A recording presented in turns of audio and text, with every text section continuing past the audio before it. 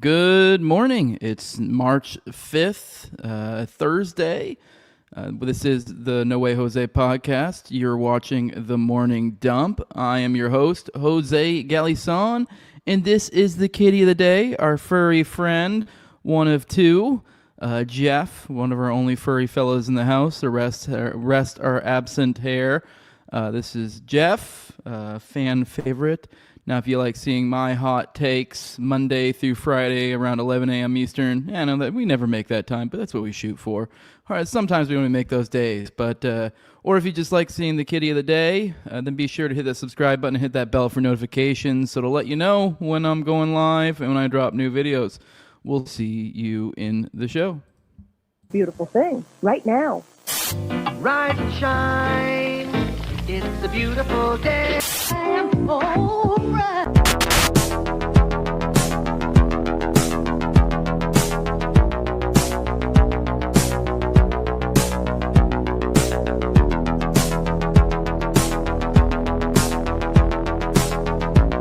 About a third of the building has been blown away. This is the bridge to the white light.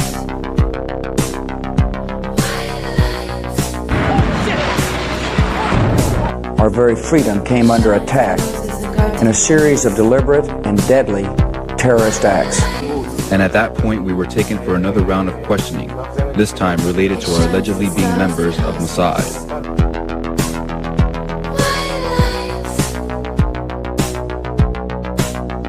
It's crazy evil.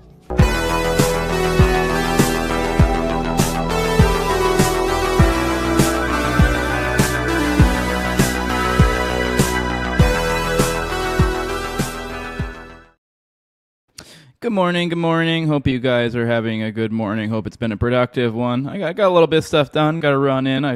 That's why I still got the headband on, and I'm kind of digging it. Maybe I'm just gonna keep it, make it a fixture, make it my new thing.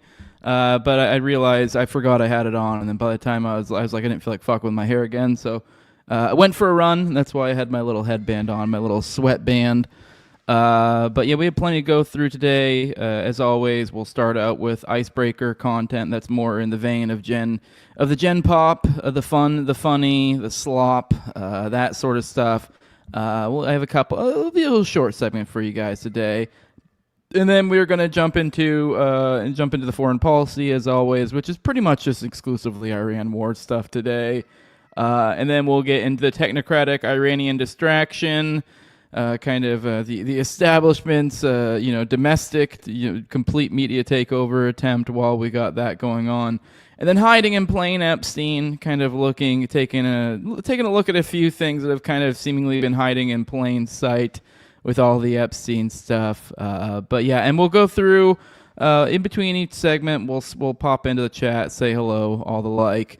And I'll put timestamps after the fact for those who don't want to listen to banter with the chat, which I totally get. It's mostly just me going do as I read through the chat. But yeah, as always, I do try to give everyone an obligatory good morning. And then after that, you either got to catch my interest or catch my wallet. Sometimes, so every now and then it'll get pretty full there in the chat. So, may help to drop a super chat if you really want to get a word in or be more interesting. I don't know. One of the two. Make up your mind. But with that, let's go ahead and get into some of the Gen Pop to kind of start off this discussion. I guess this first segment I have for you guys today, the Icebreaker content. I do want to let you guys know that I've now come to the conclusion that Israel does not have a right to defend itself, and it has nothing to do whatsoever. I know I had said many a time on previous podcasts that Israel has a right to defend itself, but I was wrong. They do not have a right to defend themselves, and this has absolutely nothing to do with this first story of the day. Apparently, Israeli officials allegedly hired social media influencers for $7,000 per post, failed to pay them, and are now facing lawsuits totaling millions of dollars over unpaid invoices. Here's a friend of the show, Mark Vestibule, saying, "Looks like you're not getting paid, Jose." Dang it. So they do not have a right to defend themselves. And whatever. Obviously, I'm joking, being silly. I do. I feel no sorrow for any person not receiving their their $7,000. All right, moving on to the last little bit of our icebreaker content. Let's watch this video of Nicole Kidman, and I don't know, maybe I'll look up like a little summary on who she is and what she's about as we watch this clip. Apparently she knows how to perform an autopsy and remove organs from a body. Apparently this was claimed recently on the Jimmy Fallon show. Here's the clip. Let's watch it. Let's talk about Scarpetta. This is a big deal. This is based on the popular book series. You play a medical examiner. I do. Are you method, Nicole Kidman? Yes, I am. I can do an autopsy. Rest of it. The whole point was someone tagged me in this Rage Child saying tonight, and obviously, I didn't watch it. That's the purpose of the show, so I wasn't sure entirely what to expect. But I knew Nicole Kidman has a little bit of a reputation behind her name. For example, I believe she was the actress, the main actress in Eyes Wide Shut with Tom Cruise, which that has a little bit of a spooky history behind it. So I know the idea of her being able to perform an autopsy, I guess, is obviously the crux of the issue here. We don't need to watch the full fucking trailer for this show she's promoting, but I guess, I don't know, she's supposed to be some sort of medical something or other in this this crime drama or whatever the hell. So is it really that unbelievable? It seems a little bit too much to go into for the I don't know, to get into the head of who you're. I don't know, that seems a bit much. I don't know, I'm not an actor though. It always seems a little gay to me, this idea that you need to 100%, the idea she needs to learn how to perform an autopsy to be able to perform this role.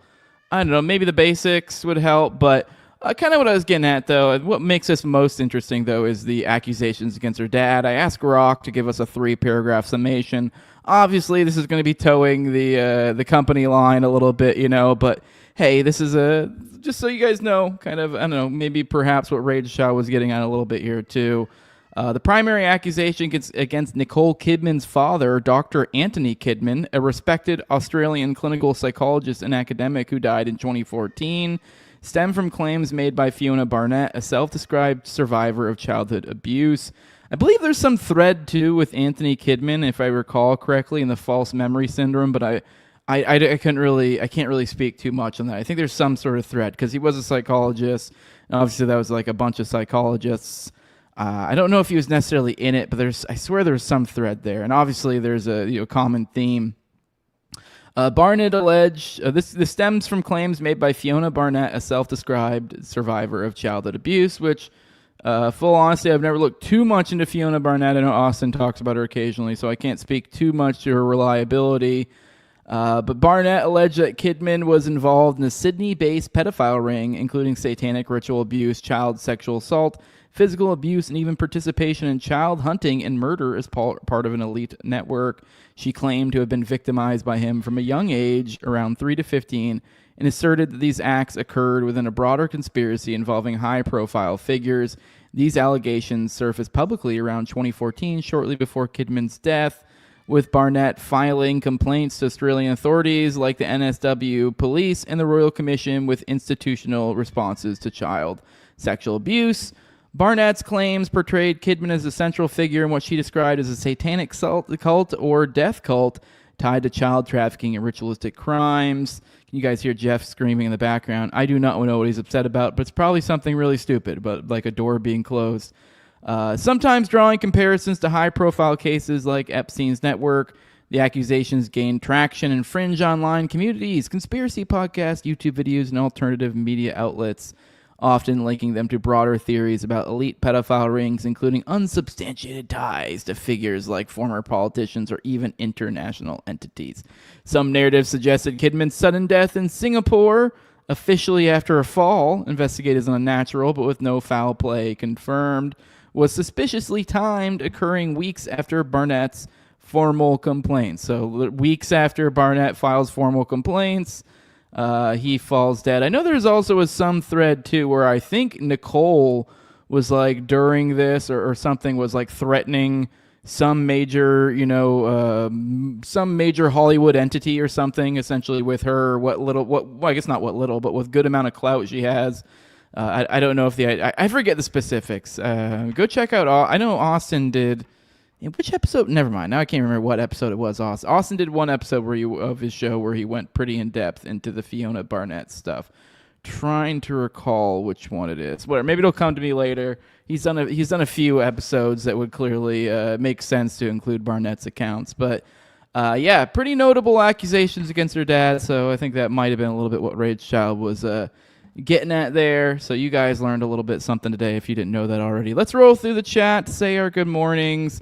And then we'll get into foreign policy, which is going to be a long one today. A little warning.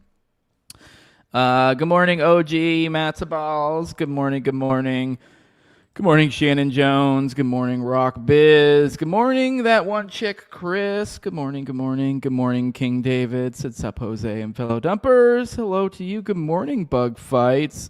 Good morning, Goddess, saying she eats kidneys for breakfast. No doubt, I believe it. Good morning, Retardo. Good morning, and good morning, Uncle Ted. I'm not a doctor, but I played one on TV, says Uncle Ted. All right. Not a lot of early risers today, huh? There's Martimac showing in the last minute. Martimac, good morning to you. All right, everybody, I say good morning back. All right, we'll come back to you next after. We'll come back through the chat again after we go through foreign policy. Let's pop into the first story of the day. We got the White House says U.S. launched war with Iran because Trump had a feeling they were going to attack. So now we've got a slightly different take. We're getting shifting reasonings for the war. White House Press Secretary Karen Leavitt said on Wednesday the U.S. launched the war with Iran because President Trump had a feeling the Iranian forces were going to attack first.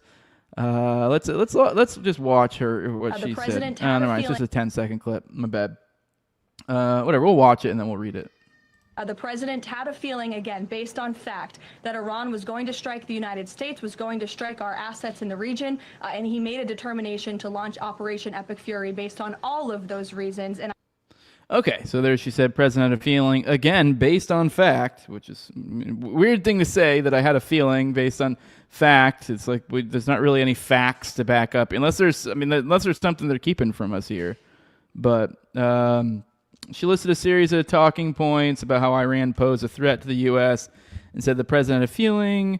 We just read that. It said Trump made similar comments a day earlier when he was asked about Secretary of State Marco Rubio, saying that one reason why the U.S. launched the war was that Israel was planning to attack on its own and that the U.S. assessed Iran could retaliate with attacks on U.S. bases. The president denied the idea that the U.S. attacked because of Israel's plan, suggesting he may have forced Israel's hand because he thought Iran was going to attack first. The Pentagon officials told Congress that there was no indication Iran was planning to strike the U.S.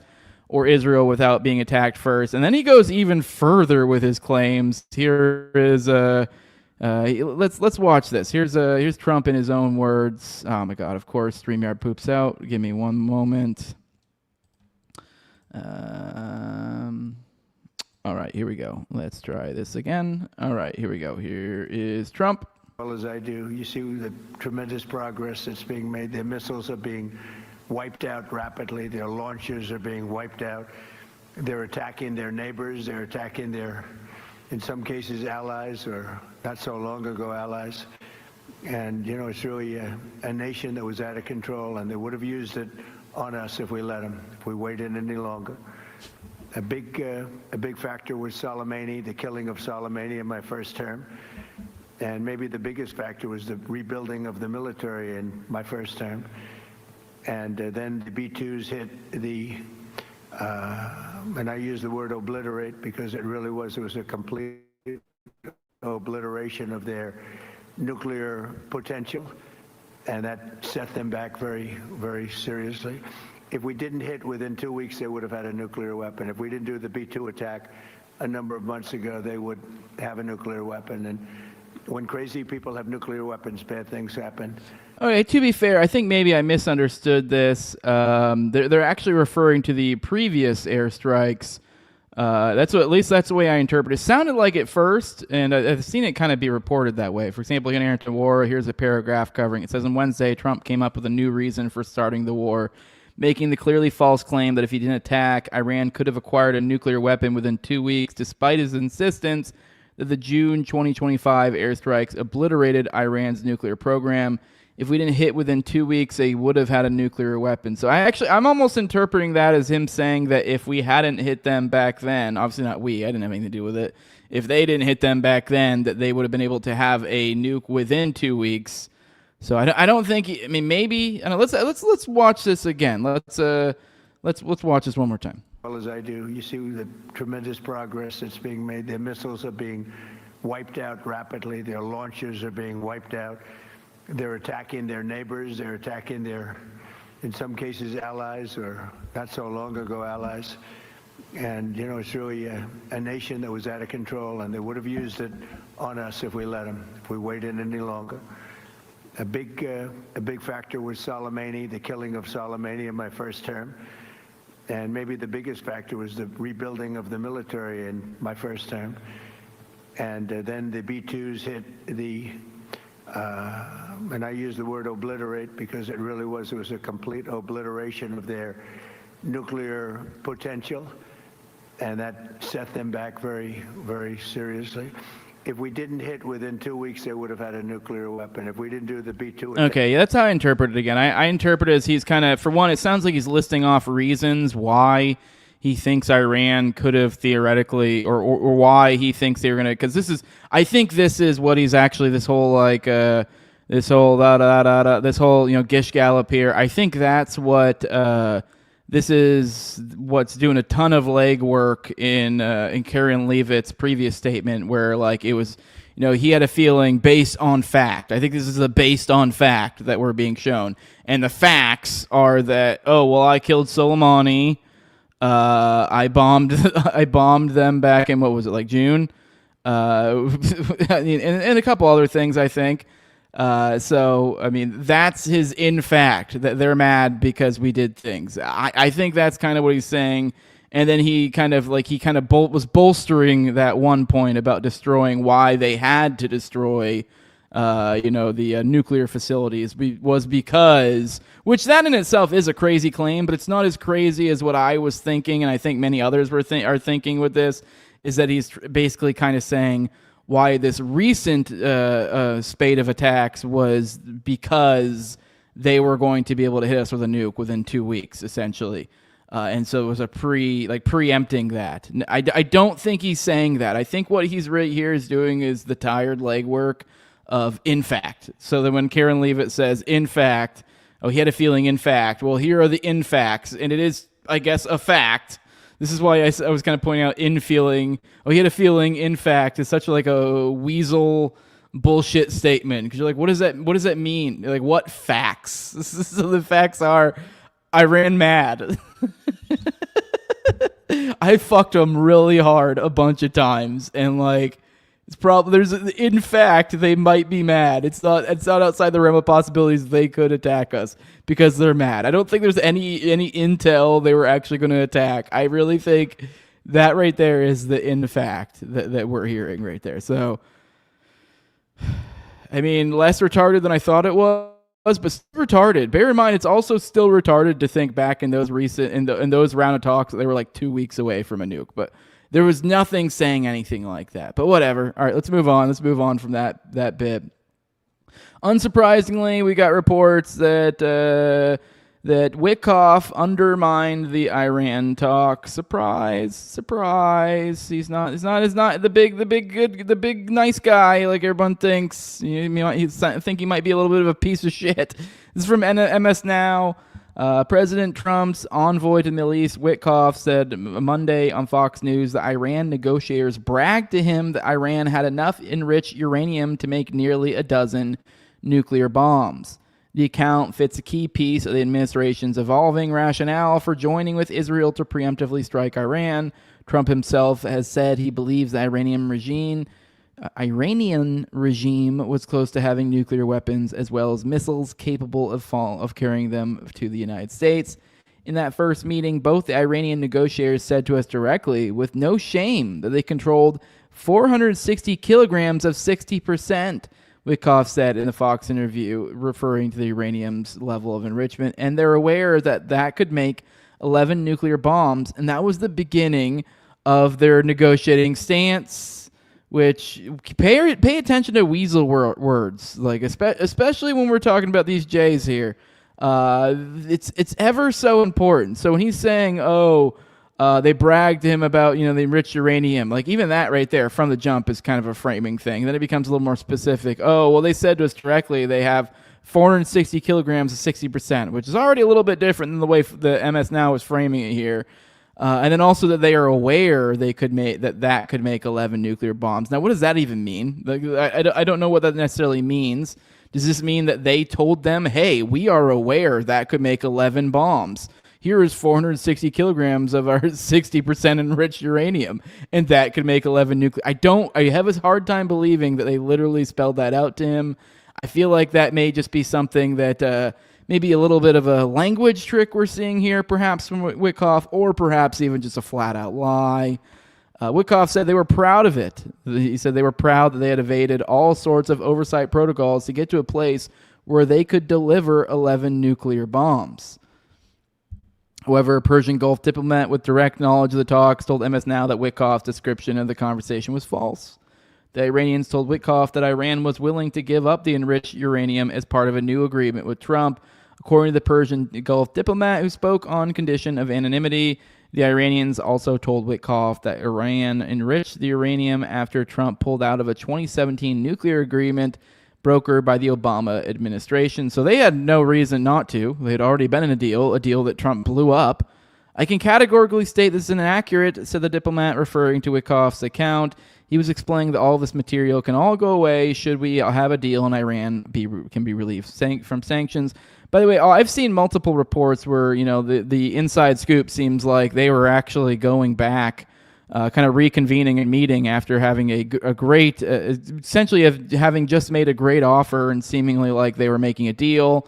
So just like last time, they're like, oh, wow, things are looking really good. Let's go back to our people, all congregate in one spot and have a little meeting about this great deal that we're working on right now. And we have this glimmer of hope of how it's going to work. And boom, bombs. So yeah, but this does seem to match up with the other reports that, there was this, like, they were actually, they had just given up a bunch. So this kind of seems to fly in the face of what Witkoff's saying here. Anna Kelly, a White House spokesperson, dismissed the claims. Only MSDNC would allow themselves to be used and abused by the evil Iranian regime to push false anti-American propaganda in order to attack President Trump. The president's special envoy, Witkoff, have always worked in good faith in order to eliminate threats posed to our homeland. Fortunately, Iran refused to participate in serious negotiations with the U.S., so the president took courageous action to destroy their ability to have a nuclear weapon, launch, or produce ballistic missiles or armed terrorist proxies. The starkly different accounts of how the negotiations unfold appear to reflect long-running tensions and mistrust between Witkoff and Iranian officials. The public airing of the dispute could also complicate efforts to negotiate a ceasefire between the U.S. and Iran in a conflict that has now spread to a dozen countries in the Middle East. In a call with reporters Tuesday, senior Trump administration officials speaking on condition of anonymity said the Iranians never offered to significantly compromise. Okay, so now we have these supposed sources say from the Trump administration. So now they're saying they never offered to significantly compromise. Now, obviously, once again, I think there's some weasel words. When they say significantly compromise, they probably mean in regard to like actual specific red line. Because you got to remember, the U.S. came to this negotiation with some crazy red lines, like zero enrichment, like none, like zilch, nada, like nothing, which is like, I think like they were essentially like like nothing, which I'm no, nuclear scientist. I don't know all the different uses and stuff. I know there are legitimate uses. And even then, just from a sovereignty perspective, they're like kick rocks. The fact that we'd have no enrichment and like there might be some other things. And they were also saying no ballistic missiles. And there was like a third one, I think, that was like a retarded red line that I can't think of right now. But so the point being is like they were coming with, the U.S. was coming with unreasonable requests. I think what I had heard is something along the lines of like they had some sort of third option that they had proposed or something to do with the enriched uranium to where like some other country would have it, they wouldn't have, whatever. So yes, they would technically, you could maybe look at it from the perspective of they didn't significantly compromise, from the context of like they didn't even really, actually meet any of our conditions. If that's the way you want to frame it, perhaps there's some truth there. But bear in mind, the U.S. came with retarded requests. A second person with knowledge of the talks confirmed that Iranian officials declined to discuss their country's ballistic missiles and its funding or proxy group. Oh yeah, the third one was the proxy groups ones. Was essentially that they were supposed to like cut off all whatever with all that, which is just retarded. Like, could you imagine any country making a demand of us of being like, yeah, you need to cut off all ties with all of your allies or whatever? You're like, no. Like I didn't. What did insane requests? So yeah, so like it was certain proxy groups or something like Hezbollah and stuff like that. Which these are ones that like they're spooky to people over in the United States. Like, oh my god, terrorist organization. But a lot of them are just like, funny enough, organizations that actually sprouted up in response to needing a defense of the Zionist regime. Obviously not saying everything's great and hunky dory about these different groups, but these are a lot of these times militant groups that rise up in resistance to Israel all over the place.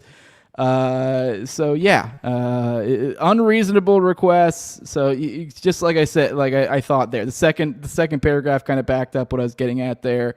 They declined to discuss their ballistic missiles or funding because that's retarded. They were never going to go for that. So this is their way that they're able to frame that says, they weren't willing to significantly compromise in any meaningful way. But that's because if you're coming at it from the framing of here are our red line issues and they didn't even meet any of ours. But those were all ridiculous to begin with. First round of talks held on February 6th in Muscat, Oman was primarily conducted indirectly. According to the Persian Gulf diplomat, Omani intermediaries held separate meetings with Iranian Foreign Minister Abbas Araghchi and then Witkoff and Kushner. The Omanis later brought Witkoff, Kushner, and Araghchi together in person at the end of the day, and they briefly exchanged pleasantries. The Iranian U.S. delegations met for approximately 4 to 5 minutes together. The Persian Gulf diplomat said the subject matter that Mr. Witkoff referred to absolutely did not come up during that briefing meeting between the two delegations.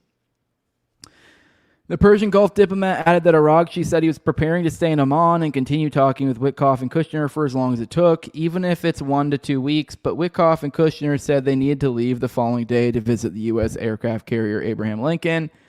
The episode highlights the central challenge of efforts to avert war through negotiations. All right, whatever. Now it's dragging on. You guys get the idea. It looks like Witkoff. I mean, obviously we have conflicting reports all over the way, but this does seem like a lot of weasel talk to me. It sounds to me like, it's exactly what we think it is. Witkoff's a fucking liar.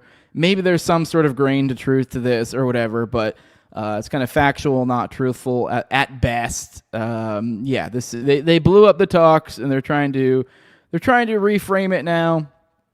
Apparently, the Senate fucked up big time when it came to the Iran war bill that they were pushing there. So that's not happened. The Senate Wednesday voted against advancing a war powers resolution aimed at halting further U.S. military action against Iran without authorization from Congress amid the major U.S.-Israeli bombing campaign in the country. So that's awesome. That's dead in the water, it looks like. I think there's like another way for it to go through. Right here. The House debated its own war powers resolution on Monday, but a vote isn't expected until Monday. It says, under our Constitution, the power to initiate war rests solely with Congress. Massey, a co-sponsor of the bill, said X. Congress owes our service members a clearly defined mission so that then when they accomplish it, they can come home. The House bill may have a better chance of passing since other Republicans have signaled they will join Massey in dissenting against Trump on the war. So, I mean, it might get through on the House side, but then even then I think it still needs to go back to the Senate from my recollection of the how the bureaucracy works. So, I mean, it was died in the Senate. I guess let's look over what the votes were like. So it was 47 to 53. So I don't know. Maybe if it has like a successful push through the House, it could come back through the Senate with a little bit more oomph to it. But that seems a significant amount. Rand Paul was the only Republican to support it. And then on the Democrat side, Fetterman was the only one to oppose it. So I guess it's pretty much already deadlocked. So, I mean, they'd probably need a good handful of Republicans to come over for this one for it to work. But I don't know. I'm not too hopeful, but we'll see. We got Hegseth bragging about death and destruction, like he's about to bust a nut. Going about how the military is going to have raining death and destruction all day, all the time.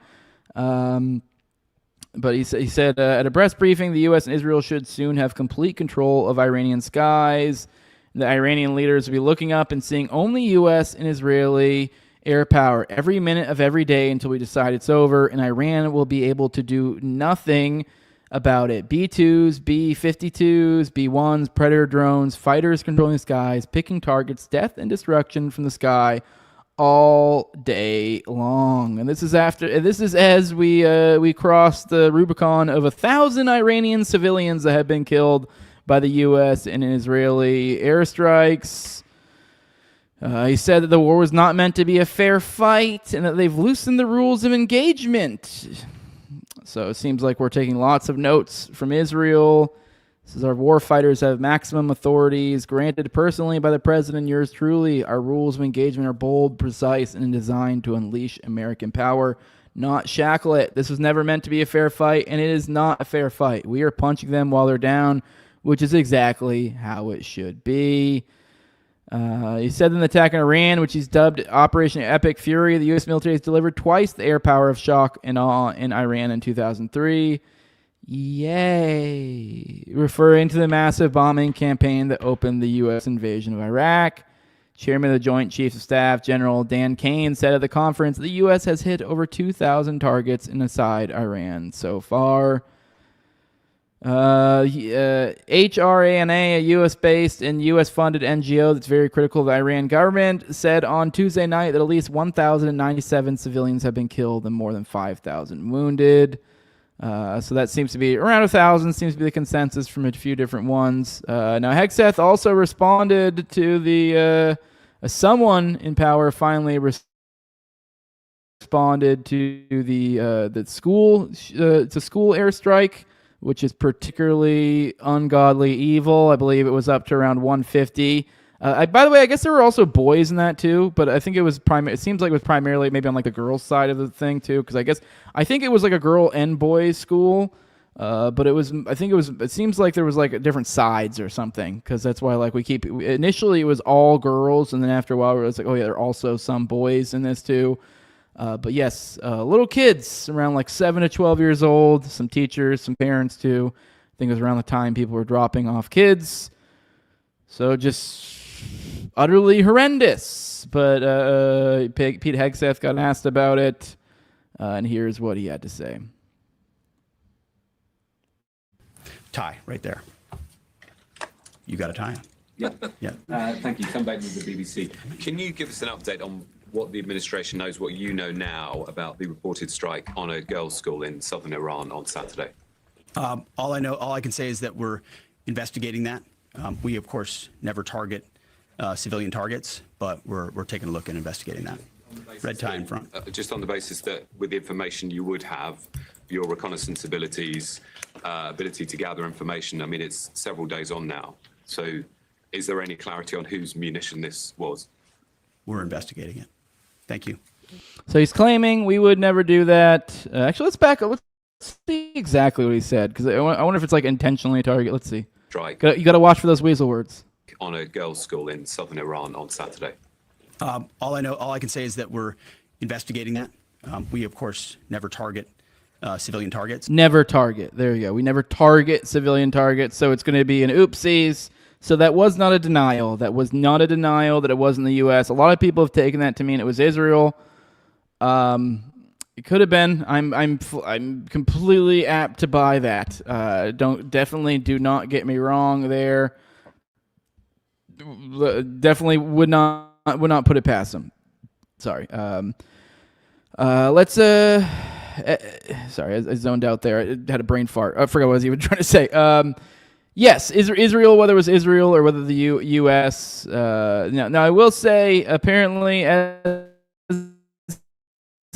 he was saying this stuff that they're like during his little thing. So there was some journalist who pointed out he had a little thing in the background during some of his presentation, kind of showing the pattern of destruction here. You can see the little diamonds and the kind of red. It seems to be where there were attacks. Well, that little green dot is where the school was. So seems like it could be. Seems like it points towards us. Now I have heard also there's been intel on the. There's been reporting. I guess I shouldn't say intel. There's been reporting on the Israeli side of things that they're thinking it's us. So it looks like, and it seems like semi-official, channels. So it looks like they're kind of, it seems to be that, Masadi Poo is probably trying to blame us, and that very well might be true. I don't know. I think we talked about this yesterday, though. That apparently, I guess it used to be part of a base or something. So this could have been like an old intel thing. It's not currently. So that's obviously doesn't make it better. You still killed almost a couple hundred children. That's still evil. And with all this going on, apparently, expect that civilian death toll to rise significantly. Apparently, they're just now talking about taking the gloves off. So, I mean, you never know, though, if it's just bluster with them. They could be full of shit. But here's what they said. More bombers, fighters are arriving just today. And now with complete control of the skies, we will be using 500-pound, 1,000-pound, and 2,000-pound GPS and laser-guided precision gravity bombs, which we have a nearly unlimited stockpile, which we'll be talking about that stockpile in a little bit. And whether it's really all that unlimited, here's one point that makes us think maybe it isn't. Pentagon tells Congress it won't be able to intercept all Iranian Shahed drones, and maybe not even necessarily unlimited. Just may not be. We're in a new generation of warfare, and a setup of our military may not be completely adapted to this current situation. The senior Trump administration officials told members of Congress during a closed-door meeting on Tuesday that Iran Shahed attack drones are a major threat to the U.S. military, and that not all of them will be intercepted by U.S. air defenses, CNN has reported. The report said that Secretary of War Pete Hegseth and Chairman of the Joint Chiefs of Staff, General Dan Kane, acknowledged that Iranian drones are more difficult to deal with than anticipated. Senator Chris Murphy said after the briefing that he was told more American troops will die. They told us in that room that there are more Americans that are going to die, and that they are not going to be able to stop these Iranian drones that are going to continue to fly into the Middle East. Since the U.S. and Israel launched the war against Iran on Saturday, CENTCOM has confirmed the deaths of 6 American soldiers who were killed by an Iranian drone that hit a makeshift operations center in Kuwait. So this was a drone that did them in. So this is a significant concern. According to media reports, they had no notice or warning to evacuate before the drone struck. The CNN report said that the Shahed drones are difficult to intercept because they fly low and slow, making them better able to evade air defenses than ballistic missiles. The U.S. has deployed its own version of Iran's Shahed 136 drone in the Middle East and has been using them in the attacks on Iran. But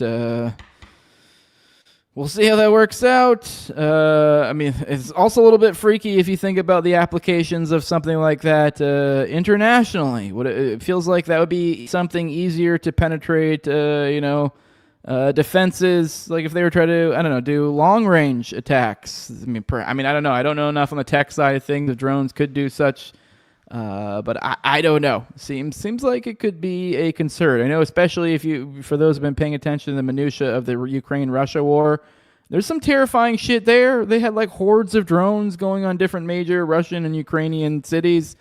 I don't know. That could very well be our future. And the White House is expected to ask Congress for an extra $50 billion for the Iran war. At the same time, we've already spent $2 billion worth of military equipment in the first 4 days. Now that's only including, that's not even including the cost to operate there. That's just like the stuff they've used up. That is what they have consumed. That's their consumption of munitions and stuff in the time, or things that have been destroyed. So losses include SATCOM terminals, F-15 Strike Eagles, and radar equipment. Actually, I think it sounds like they're actually just talking about destroyed shit. So I thought they were just talking about maybe like used munitions. So the U.S. has lost nearly $2 billion worth of military equipment in its military operations against Iran since Saturday. The chief driver of the cost is a USAN FPS 132 early warning radar system at Ayudid Air Base in Qatar. Holy shit. Yep, that's the base I stayed at. So they took one of those guys out there, valued at $1.1 billion. Yikes.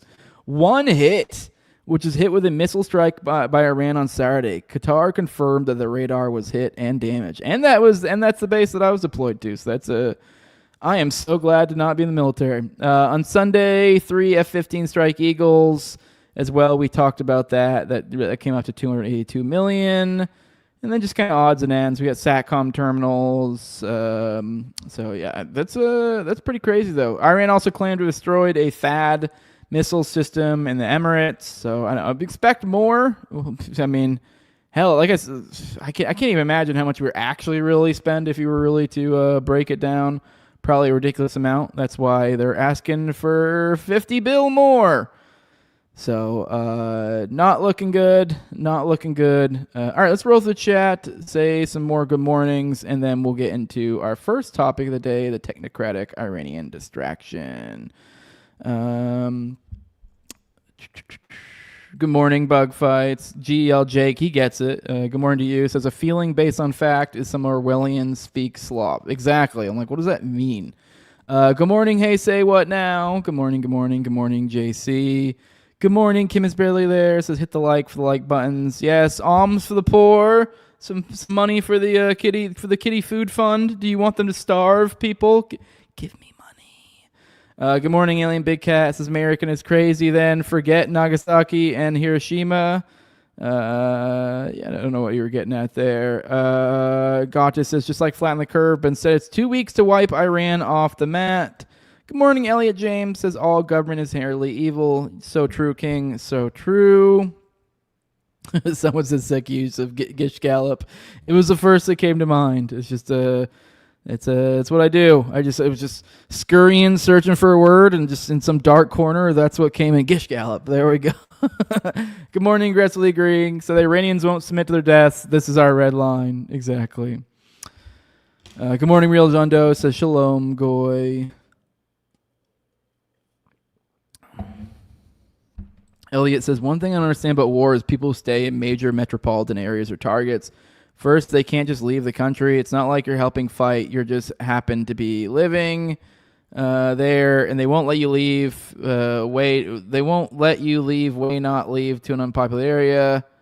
Like this Iranian guy, Jimmy Dore was interviewing, was like, I might get blown up tonight. I mean, I don't know. I mean, it's hard to say over here all the different reasons. I get what you're saying. Like, yeah, obviously, if I was living in a populated area and, things were to, and bombs started being dropped, yeah, I'd be getting me and my family out ASAP. But, I mean, I don't know who the guy you're talking about on Jimmy Dore's show is, but, I mean, you said a guy, so I'm assuming maybe just a single dude.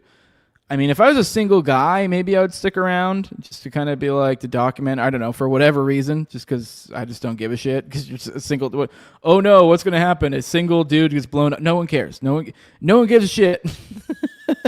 Like there's nothing. If I don't have a wife, I don't have kids. Who cares? But yeah, if you have a family, it is weird. What are you doing sticker? But even then, there's reasons. Sometimes just doesn't work out. They're able to get out in time, or I don't know. There's a million different reasons. But yeah, generally speaking, I agree. Yeah. Like Alien says, big quick answer: comfort, electricity. Yeah, there you go. So a lot of people just may not have places to go because a lot of times these are war-torn areas. So it's not like these are just like, oh, I'll just go up to my uncle's out in the country and we'll have a nice weekend. Some of these people just may not literally have anywhere to go. All right. Good morning, Tony Chan says I love Israel with all my heart. Well, no $7,000 for you. All right, let's get into our first topic of the day, the technocratic Iranian distraction. To kind of start, I feel like this is a good thing to start off with. Now, this is a little bit of old news, sort of, but it's become relevant again. I almost played this in our Icebreaker Content part of the show because it just kind of fit more in this. But this has come back up again. Glenn Beck. I don't know if I ever covered this in this show, but Glenn Beck a while back did this like AI thing where he got a modern version of George Washington and had a conversation with him for a podcast. And I didn't realize at the time, I didn't really think of it, but I guess one of the questions he asked him was something to do with Iran. I forget how this was answered, so I don't know. Who knows which way this will go? I have a strong feeling I know which way this will go, considering it's Glenn Beck spreading this out there. But let's watch a few minutes of Glenn Beck interviewing an AI George Washington, and specifically kind of on his thoughts on foreign entanglements. And I think this was kind of around. This was back in when was this? This was I'm forgetting for some reason. I thought I knew when it was, and I realized I didn't. This was after the 12-day war stuff too. So I think the context at this time. So this was probably maybe back in around June-ish, maybe I don't know. I'm forgetting, but either way, this is the context here, and why Iran I think may come up is that stuff. So it's not new. A lot of people I think have thought this was new and referring to the recent batch of stuff going on, but no. Time's a flat circle. It's all cyclical. So this is just the same old stuff coming back up again. So let's watch this and slide into our technocratic hellhole. George, we are trying to not fight foreign wars and not be involved in the world's policemen. But there are times that we have to demonstrate strength in order to prevent conflict. But I don't know where the foreign entanglement begins and where it ends. When I was president, I did not crave power. I didn't strut in my uniform, dreaming of conquest. In fact, I begged several times to not be the general and not be the president. I didn't want it, but I understood my responsibility. And I also understood that some things that are easy to forget when you're staring down bayonets. Peace is not the default. It has to be guarded deliberately with foresight and strength. My generation lived through a fragile independence. Our new republic was surrounded, literally and figuratively, by instability. Most of the founders believed that we would not survive to 1820. We thought it was an interesting experiment. European powers were sniffing the opportunities, states were threatening to splinter, loyalists were lurking. None of this was hypothetical. It was the daily background noise of early America. So how did you protect that freedom? Well, you said it, through strength. Weakness didn't just invite disagreement, it invited disunion. And I had already seen what happens to authority when it is too diluted. The Continental Congress couldn't pay the troops, they couldn't enforce unity or act decisively. That kind of vacuum doesn't stay empty. Either chaos fills it or another power does. And that's why I often emphasize the importance of demonstrating readiness. Not because I wanted conflict, but to discourage those who did. I said once, to prepare for war is one of the most effective means of preserving peace. That's not saber rattling, that's different. It's insurance. Think of it like this. A homeowner who never locks their door isn't more peaceful, they're just more vulnerable. By showing potential adversaries that the United States could stand united, respond quickly, and protect its liberties that it understands, I believed conflict could be prevented before it exploded. And this wasn't abstract. During the Revolution, even some Virginian leaders wanted to... I got a comment, but the whole vibe about all of this is just the absolute fucking worst. But whatever, let's go on. Keep pursuing negotiations with Britain. But I came to recognize long before it became popular that some risks had to be met with resolve, not appeasement. And there is a world of difference between aggression and deterrence. I knew the line, I walked it, and I tried to draw a system that could do the same. Okay, that sounds, I don't know. I mean, he didn't really reference Iran directly. I think a lot of people have been kind of stretching this to mean that that's what he was driving at a little bit at the time. But Glenn Beck himself, actually, I didn't even realize this is actually shared from him. He says, would the founding fathers approve of Trump's war in Iran? I won't pretend to speak for them, but in January, I sat down with George. It says right there, January. I'm retarded. So it was back in January. He sat down with George AI and asked for its views on foreign entanglements and military action. Here's what it said. So I thought maybe he had asked it a little bit more directly about Iran since he tweeted about it here. He didn't. I mean, even by his slop AI answer, though, I'd say that technically doesn't actually apply even to this situation, because he's talking about, it's kind of the idea, it sounds like what he's kind of driving at with George Washington, like the theme is like, talk softly and carry a big stick type deal, or just the idea that like, be ready. This is something they talk about in the military a lot, readiness, everyone being prepared regardless. So like the idea of like having,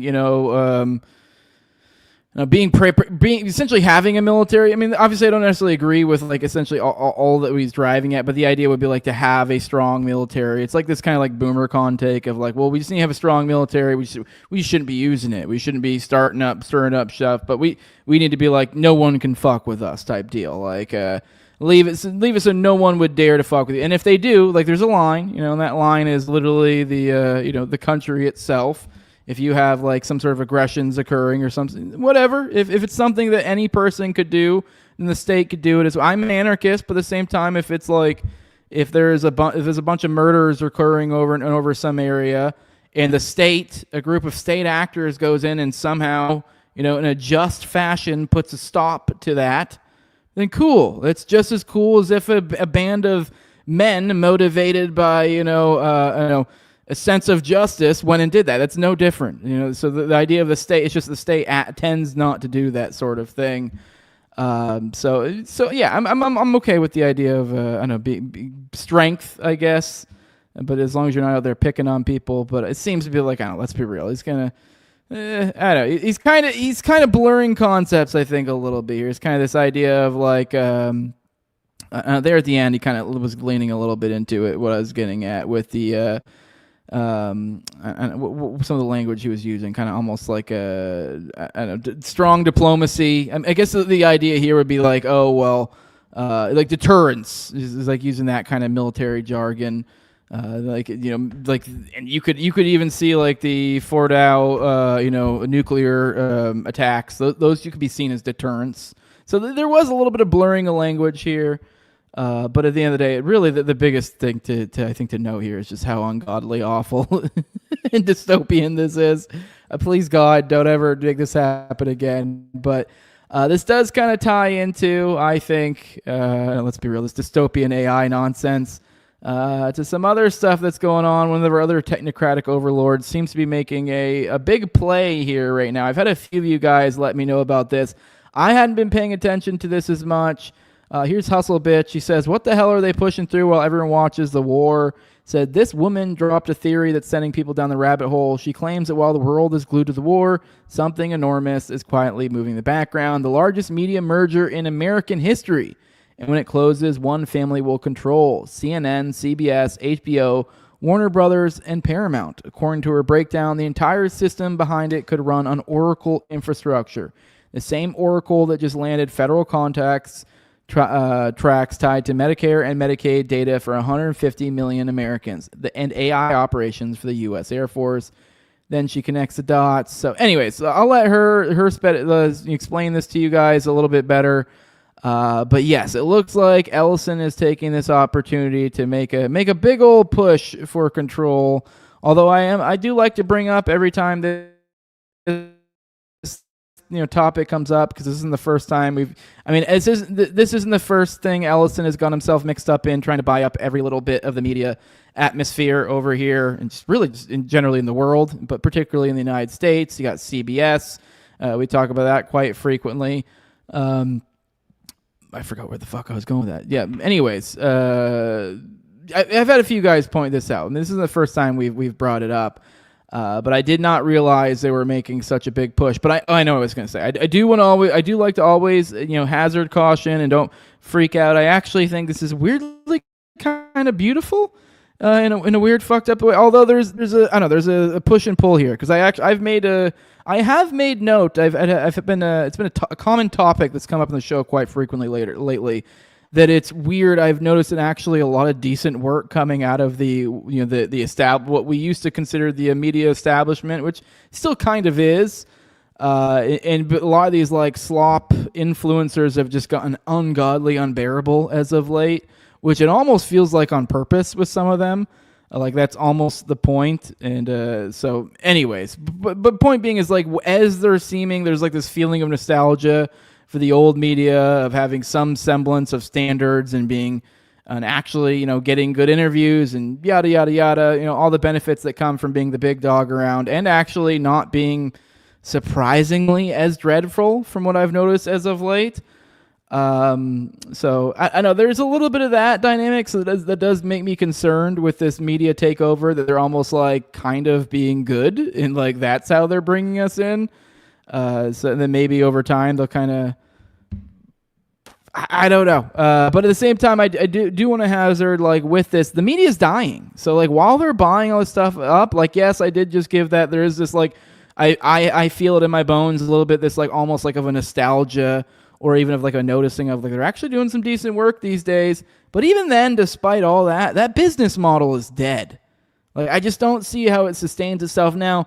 Like I can see there's like this fusionist thing, where like the Barry Weisses have their like free press thing, and then you got like some of the Tuckers that have some semi-successful stuff. So like, yeah, maybe there's some restructuring the media establishment can do, and they can come out, on the other side of this. But either way, even then, with all this money Ellison's dumping, it does kind of feel like a lot of it's just being thrown into the furnace. So, but either way, still freaky. I mean, there's still a lot of control for this guy to be taken over. So let's listen to this lady yap about this. It's a little bit on the longer end. I hope you guys enjoy it. I just realized I didn't have it up. Here we go. Got it up now. Trump just announced that this war with Iran is going to last about 4 weeks, and that's a very specific amount of time, so I want to talk about what I think he's covering for. This weekend, the largest media merger in American history closed, so now one family is about to control CNN, HBO, CBS, Warner Brothers, Paramount Pictures, all running on Oracle's infrastructure, and that same family also happens to own Oracle's infrastructure. And it just so happens that Oracle, within the last 2 weeks, has won brand new contracts to host Medicare and Medicaid data for over 150 million Americans, and to run Air Force operations using AI. That's right, who needs separation between church and state when you can have AI run across all of those contracts? Oh, and see if you can find anything wrong with how this is being paid for, because Larry Ellison is personally guaranteeing $44.6 million of this $6 billion merger by using his Oracle stocks as collateral. And that stock price depends on Oracle's federal contracts, the ones that your tax dollars pay for. So the government pays Oracle, and then that revenue supports Oracle's stock, and then Ellison pledges that stock to finance his son's purchase of the largest media company in American history, and then Oracle becomes the infrastructure beneath that company, so Oracle becomes the infrastructure, the collateral, and the beneficiary on every side of the same transaction? So you mean to tell me that public money flows into Oracle and then the Ellison empire at the other end? And then in the merger filings, Oracle is listed as a neutral third-party vendor? I'm sorry, is the neutrality in the room with us? Oh, but don't worry, you say, because another couple $1 billion of this merger is coming from Saudi Arabia and Qatar, the same governments we're currently at war alongside, in Iran. Right. So I spent this last weekend writing a brief that specifically calls on Congress to require a conflict of interest review before this merger closes, demand data firewall protections between Oracle's government contracts and the media infrastructure it's now holding, and to treat Oracle exactly as it is in this merger, not a third-party vendor, but as the financial backbone of the entire transaction. The Warner Brothers shareholder vote is on March 20th. Congress needs to see this policy brief before it happens, so please feel free to read the whole thing. It's on my Substack, available for free. The link's in my bio. Just share it, please. So just to be clear, I'm not saying that this entire war exists only because of all of this going on, okay? But what I am saying is that 4 weeks is a very convenient amount of time to let a lot of things close. So I'll be watching for every government filing, every federal contract, every regulatory document related to this merger. And if anything moves while everyone's watching Tehran, you'll hear it here first. So follow along if any of this matters to you. I have spent time to the people who govern the state of Israel. And I feel a deep emotional connection to the state of Israel and the Israeli people. After Silicon Valley, there's an area, Herzliya has probably got more startups than any other place other than Silicon Valley in Northern California. So we've actually acquired a number of Israeli companies. We have 2 CEOs at Oracle. One's name is Safra Katz, and she was born in Israel. So again, we love the country of Israel. and we'll do everything we can to support the country of Israel. Recently hear that many people criticizing Israel, especially after the Gaza operation. How do you feel as someone just saying we love Israel so much? Well, again, it's a difficult situation, isn't it? To conduct military operations around civilians is very difficult, and of course, there were tragedies, and the civilians were hurt. That's a terrible thing. But one thing we know for certain, that the Israeli army did everything they could to minimize civilian casualties. And in that regard, they've done a much better job than a lot of other armies all over the world throughout history. That's one thing we know for certain, huh, guys? Here's something else we know for certain, completely unrelated, I'm sure. Here's a document from the Epstein files showing an outgoing $40,000 wire transfer in October 2015 from Jeffrey Epstein to David Ellison, CEO of Skydance Media, which now controls Paramount, CBS, and Comedy Central, and all the other horde of media apparatuses that we just let you know about. But as you can see here, you see $39,999.90, which that kind of makes me wonder why that specific amount. But yes, ingoing, outgoing wires, checks, and whatever report to David Ellison. So that's interesting. Makes me wonder if like 40,000, since it did the 3,999,990, it makes me wonder if like 40,000 is like some sort of specific amount that gets flagged on certain things or something. But completely unrelated, I'm sure. All right, let's roll through the chat, say some more good mornings, and then we'll get into our final segment of the day, hiding in plain Epstein. Kind of maybe focusing in on a few of the different things that have kind of been hiding in plain sight with Epstein stuff, missing most people's attention. I don't know, just kind of hiding in plain sight. Good morning, Reese. Good morning to you. What else we got?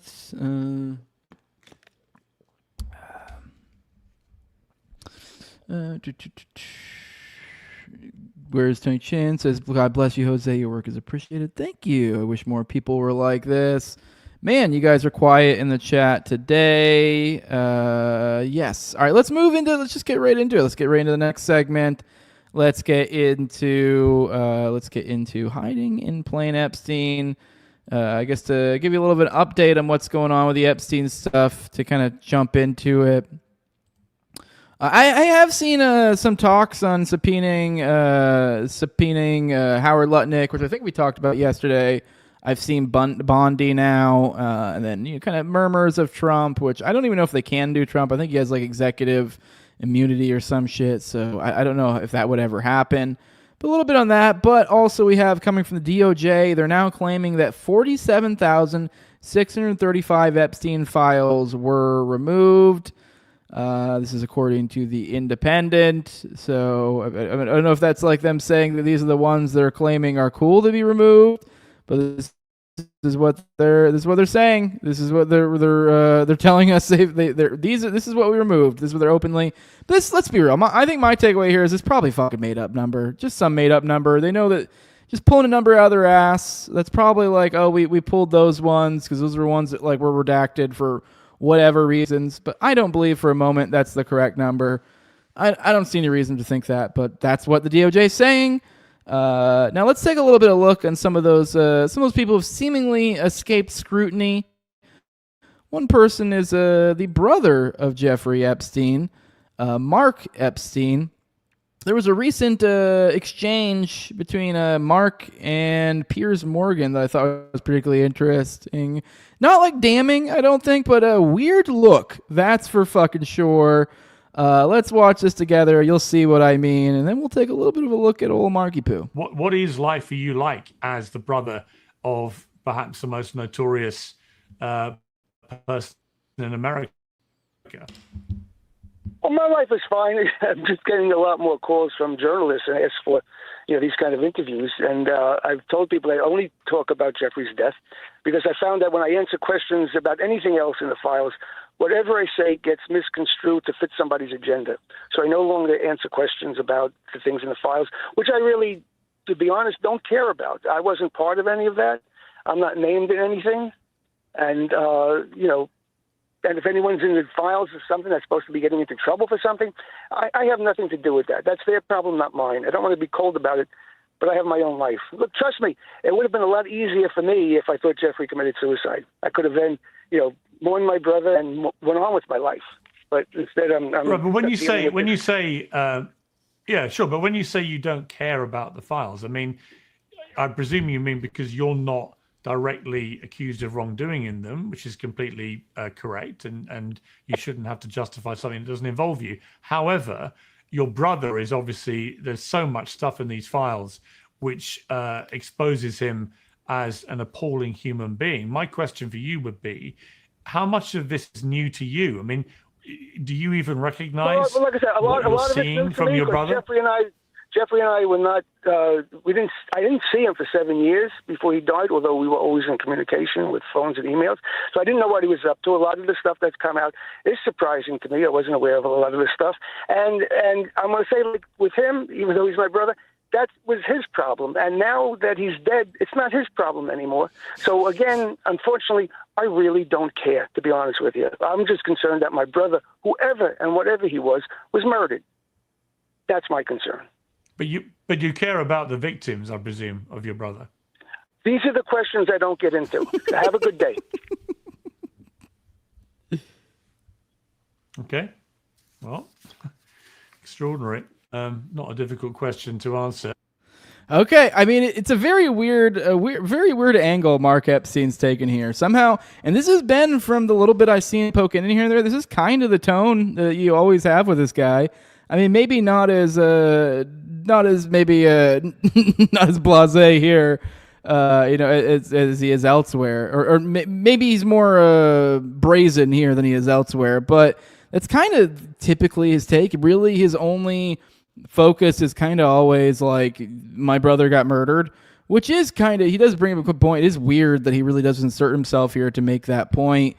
That's always this thing. He focuses in on my brother got murdered, which I don't know. I guess if you want to get too super conspiratorial, who knows? Maybe he does that to kind of run cover for, the fact that his brother's still alive or something. I don't know, but it does seem weird. He is this focused on it.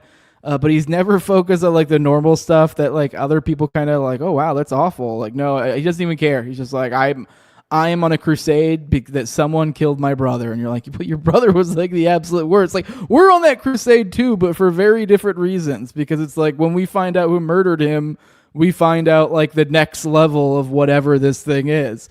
The layer above the Epstein. Whereas with Mark, he's just like, I want to find out who killed my brother, which I guess is sort of honorable, but very weird. I mean, so yes, he doesn't give a shit about these bitches.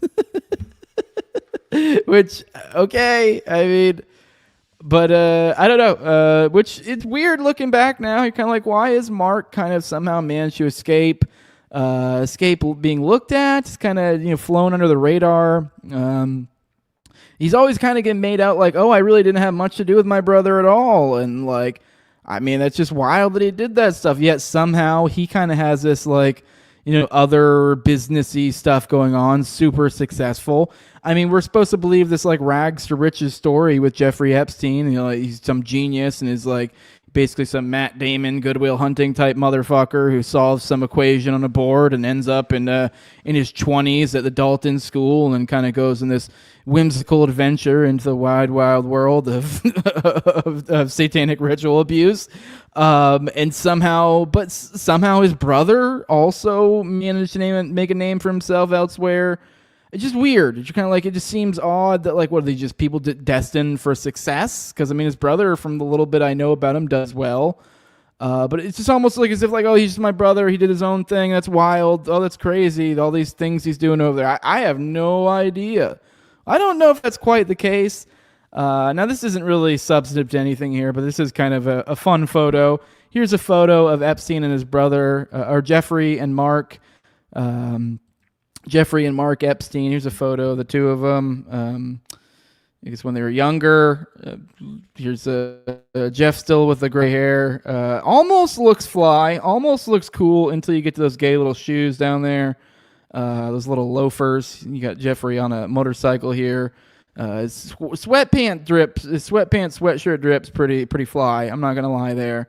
The shoes really do throw it off though. But then you got his brother Mark in jeans, in a denim vest. His drip works. Now he does look like a grease ball when you get to the face. So kind of got mixed cards going on here. But I don't know, cool photo nonetheless. Epstein on a motorcycle in loafers and in a dripped out sweatsuit.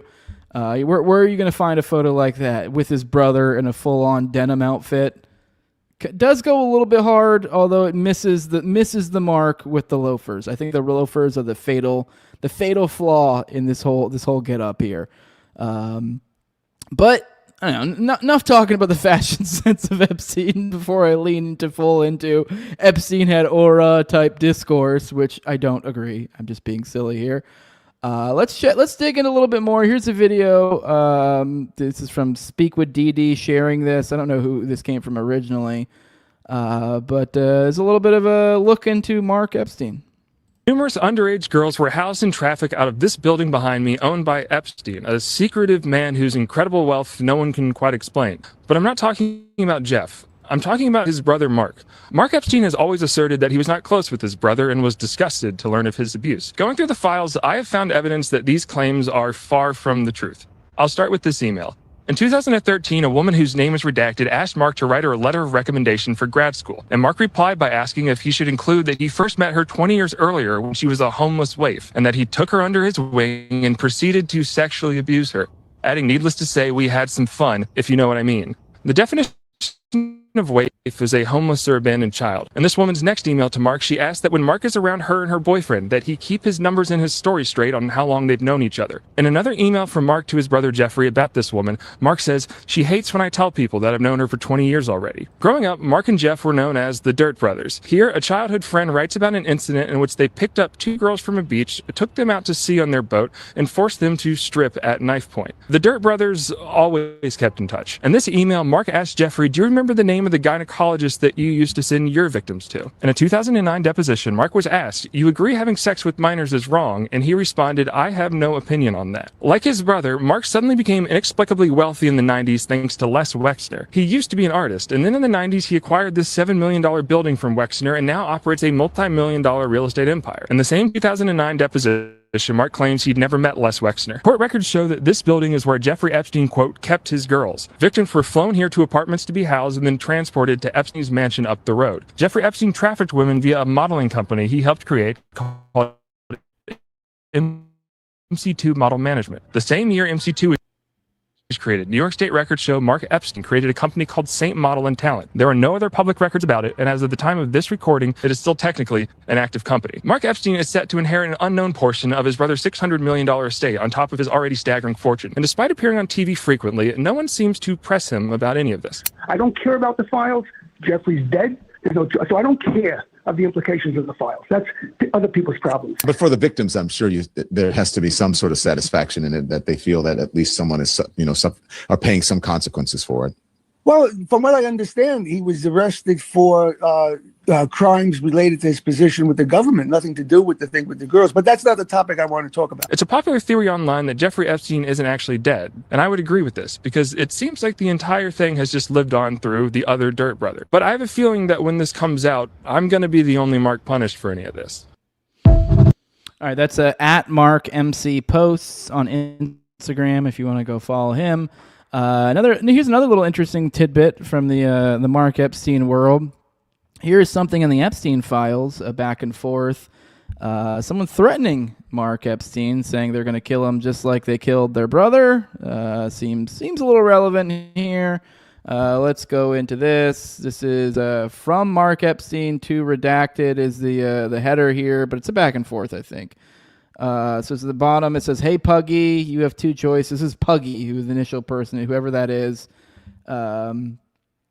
This is from Puggy, puggykiller@fastmail.com is who that's initially from. So this is the threatener, the person doing the threatening. The subject D, which weird aside, they picked D for. I think they just were put. I don't think that means anything, but a little little bit of an aside, but I can't help but mention it. You see a subject here, D. We had a teacher in high school that had I don't know, the lore was that she had like a brain tumor or something, or some sort of horrible, brain trauma. It was kind of, there's different stories. No one really knew for sure, I don't think. I think her name was like Miss Rutledge or Ratledge or something. And she would randomly, like, her brain would substitute certain things with D. And would just be like, you'd be like, hey, Miss Rutledge, can I go to the bathroom? And she'd be like, D. All right, stupid aside, but it was hilarious, especially, like in school, they would grade papers. Sometimes you'd be like, pass your paper to the person to the right, and all right, we're going to grade it. And multiple choice, obviously, but there were multiple times where I'd be like, hey, Miss, like the bathroom one, that was like a frequent problem. Like, I know there were multiple times where I'd look her right in the eyes, be like, Miss Ratledge, can I go to the bathroom? And she'd look me right in the eyes, and she'd go, D, like all loud and slow, and you're like, how do you not just like die laughing? Anyways, that's real. I mean, that sounds like some made up shit, but there's a real thing that happened in my life. I had a teacher who did that, and it was hilarious. It was hard not to laugh at it. Anyways, back to Mark Epstein being threatened. Weird aside there. It says, hey, Puggy, you have two choices. Or tell the court you partner with your brother, or we kill your family like your brother. Then here's another one from Puggy, or from Puggy again. It's weird saying hey Puggy, but then it's from Puggy, so whatever. A little confusing. Hey Puggy, my boss is a very kind person. He loved your brother. Your brother's mistake was that he wanted to tell the court everything. The boss wants to meet you. He just wants to see if you know him or not. What's the boss's name? And there's another one. It goes, if you don't answer. So These are the both that I just showed you were on May 5th, 20. So the first one, you have two choices on May 5th, 2025 at 10:35 a.m. Then a little more than 2 hours later at 12:40 on May 25th is where we got the one I just read. And then now on the same day, it doesn't have a time for that one though. It says, if you don't answer, the boss will be very upset. You don't know my boss. It's true. And then we got on Tuesday, May 26th, you don't know our boss's name. I'm sure if you knew him, tell us he wants to meet you. Just because you don't answer doesn't mean you don't know your brother's killers. It's true. You know that if you tell the police something, we will kill your children. And there's another one on May 26th. It says, hey, bitch, don't you want to answer? If you don't answer, I'll suffocate you like your brother. And then there's another one. It says, the last one I think says, you don't know us, I'm sure. You have beautiful children, bitch. Fuck your children. Which one should I kill first? You know no one knows who we are. I want to kill them in such a way that no one can tell how they died. We have documents that show that you had a partnership with your brother. I want to do something to see the death of your loved ones. We will kill one of your children in 72 hours. Stupid. And then there's another one. Then it says, sent via tin can and string. And that's from Mark Epstein to someone else. So he's forwarding this to a few other people. One person is Stacy Richmond. There's a couple redacted. You see Stacy Richmond, S. Richmond Law at MSN.com. I'm assuming the reason why they're forwarding it here is that, the law person is, I'm assuming it's one of his lawyers. Like, hey, there's someone literally threatening me. What should we do? Sent via tin can and string is what he said. I think it seems like he somewhat wrote this out because like you can see on this. I think he kind of copied and pasted it, manually as opposed to an actual forward. Or I think one of the later emails he did to be able to get them all together like so. I think that's why some of these two have timestamps and some don't, because I think it's just the way that he probably copied and pasted in there. And I think that's why he's saying sent via tin can and string. That that's why I had to do this weird, because it looks like this person sent him multiple messages. It probably wasn't part of a single thread. So I think, I think Mark then kind of put them all together in the same thing and then forwarded it to his lawyer to be like, look at this shit. Moving on, more hiding in plain sight. One thing that's kind of come up, weirdly enough, from some people that I think would be establishment type figures that I am very wary of, but a fair point that has been brought up by them particularly, which, let's be real, I think it's probably more to muddy the waters, but there is truth to it, and that's something we probably should grapple with. The idea of some of these girls that get trapped into this that then grow up and become women and also then are part of this of this operation. And I mean, I guess at some point the victim becomes a victimizer, and it is kind of hard to figure out where you draw that line. But here's Representative Luna kind of talking a little bit about some of these women who may fit that role, or just be some co-conspirators, perhaps. And then also, apparently, she's of the opinion this was an intel gathering operation and a honeypot operation. So it's kind of interesting to see someone in a position saying this. Although, given our current geopolitical paradigm, I very, very, very much doubt that she's going to think it was the same sort of intel gathering operation that many people in this show that follow this show would think, like myself. But I don't know. You're kind of almost waiting for the shoe to drop. Be like, it was Iran, wasn't it? You're going to tell me it was Iran, aren't you? But they haven't been so bold yet. But who knows? Who knows? Maybe Representative Luna is going to go super mega based and say all the things. But let's see what she had to say recently. In lines of questioning that Jeffrey Epstein was running a intelligence gathering operation. In my professional opinion, I do believe it was a honeypot operation. And I do believe that there's a list of individuals who did engage in trafficking, were given these plea deals, and I'm going to name those individuals right now. The first one would be Leslie Groff. The second one, Sarah Kellen. The third one, Nadia Markova. And the fourth one, Adriana Ross. All of these women engaged in the trafficking of minors as adults. They were working and complicit with Jeffrey Epstein's operation. And in my opinion, they are not to be given victim status because they did partake in harming young girls. I remember seeing in some of the files, some of these girls were, as young as 10, 11 years old and older. And so obviously we have a lot of work to do, but I did want to come and give an update. Okay. So we got her kind of setting her sights on some of these trollops out here. So no, we'll probably come back and maybe do a segment on one of these days. There's a lot to dig into there. Kind of just kind of scratching the surface on some of these elements that are kind of in plain sight. One such element is Epstein's Zorro Ranch, which we've talked a little bit about here and there. This was a 10,000-acre compound with its own mansion, runway, hangar. It was wide open in the desert, so the idea is like kind of escape basically being impossible. Many survivors say they're trafficked there, summoned to the bedroom and assaulted here. This is also where a lot of the weird transhumanism stuff, implications of this was almost like a lab for these sort of things. A lot of weird stuff, a lot of powerful people coming here. This is where he was for over 26 years. A lot of weird testimony from stuff. Here's a little of an aerial photo of it. You guys get an idea of what we're dealing with. Just nothing, basically, it seems like, as far as the eye can see outside of it. Basically, a little bit of a stronghold, if you will. I'm surprised it doesn't have a big old fence around it or something, but you kind of don't need one when you're out there in the middle of nowhere like that. Funny enough, back in the day, they've just now recently, I think, opened an investigation into Zorro Ranch, which how that's going to work out is left to be seen. I have some doubts, as we'll get into that. But back in the day, the DOJ actually told New Mexico not to investigate because they were going to investigate. That's one of the things that came up in some of these Epstein files, I believe, if I recall correctly. But yes, apparently DOJ was told New Mexico, oh, don't worry about looking at this. We'll do this. And then they didn't even search the ranch and just kind of left it alone. Now the current situation is we've got this guy right here, Don Huffines, this creepy looking feller. He's the one who owns it now. Which he's someone who I think he's running for comptroller in Texas, with the endorsement of TPUSA. I think he's got some weird business connections to some of the Epstein class fellers, if I recall correctly. I think I was talking to Austin about this on one of these Already Deads recently. He's got an odd past. We've also talked about apparently almost immediately. I think this is before they even announced that they were going to be doing an investigation into it.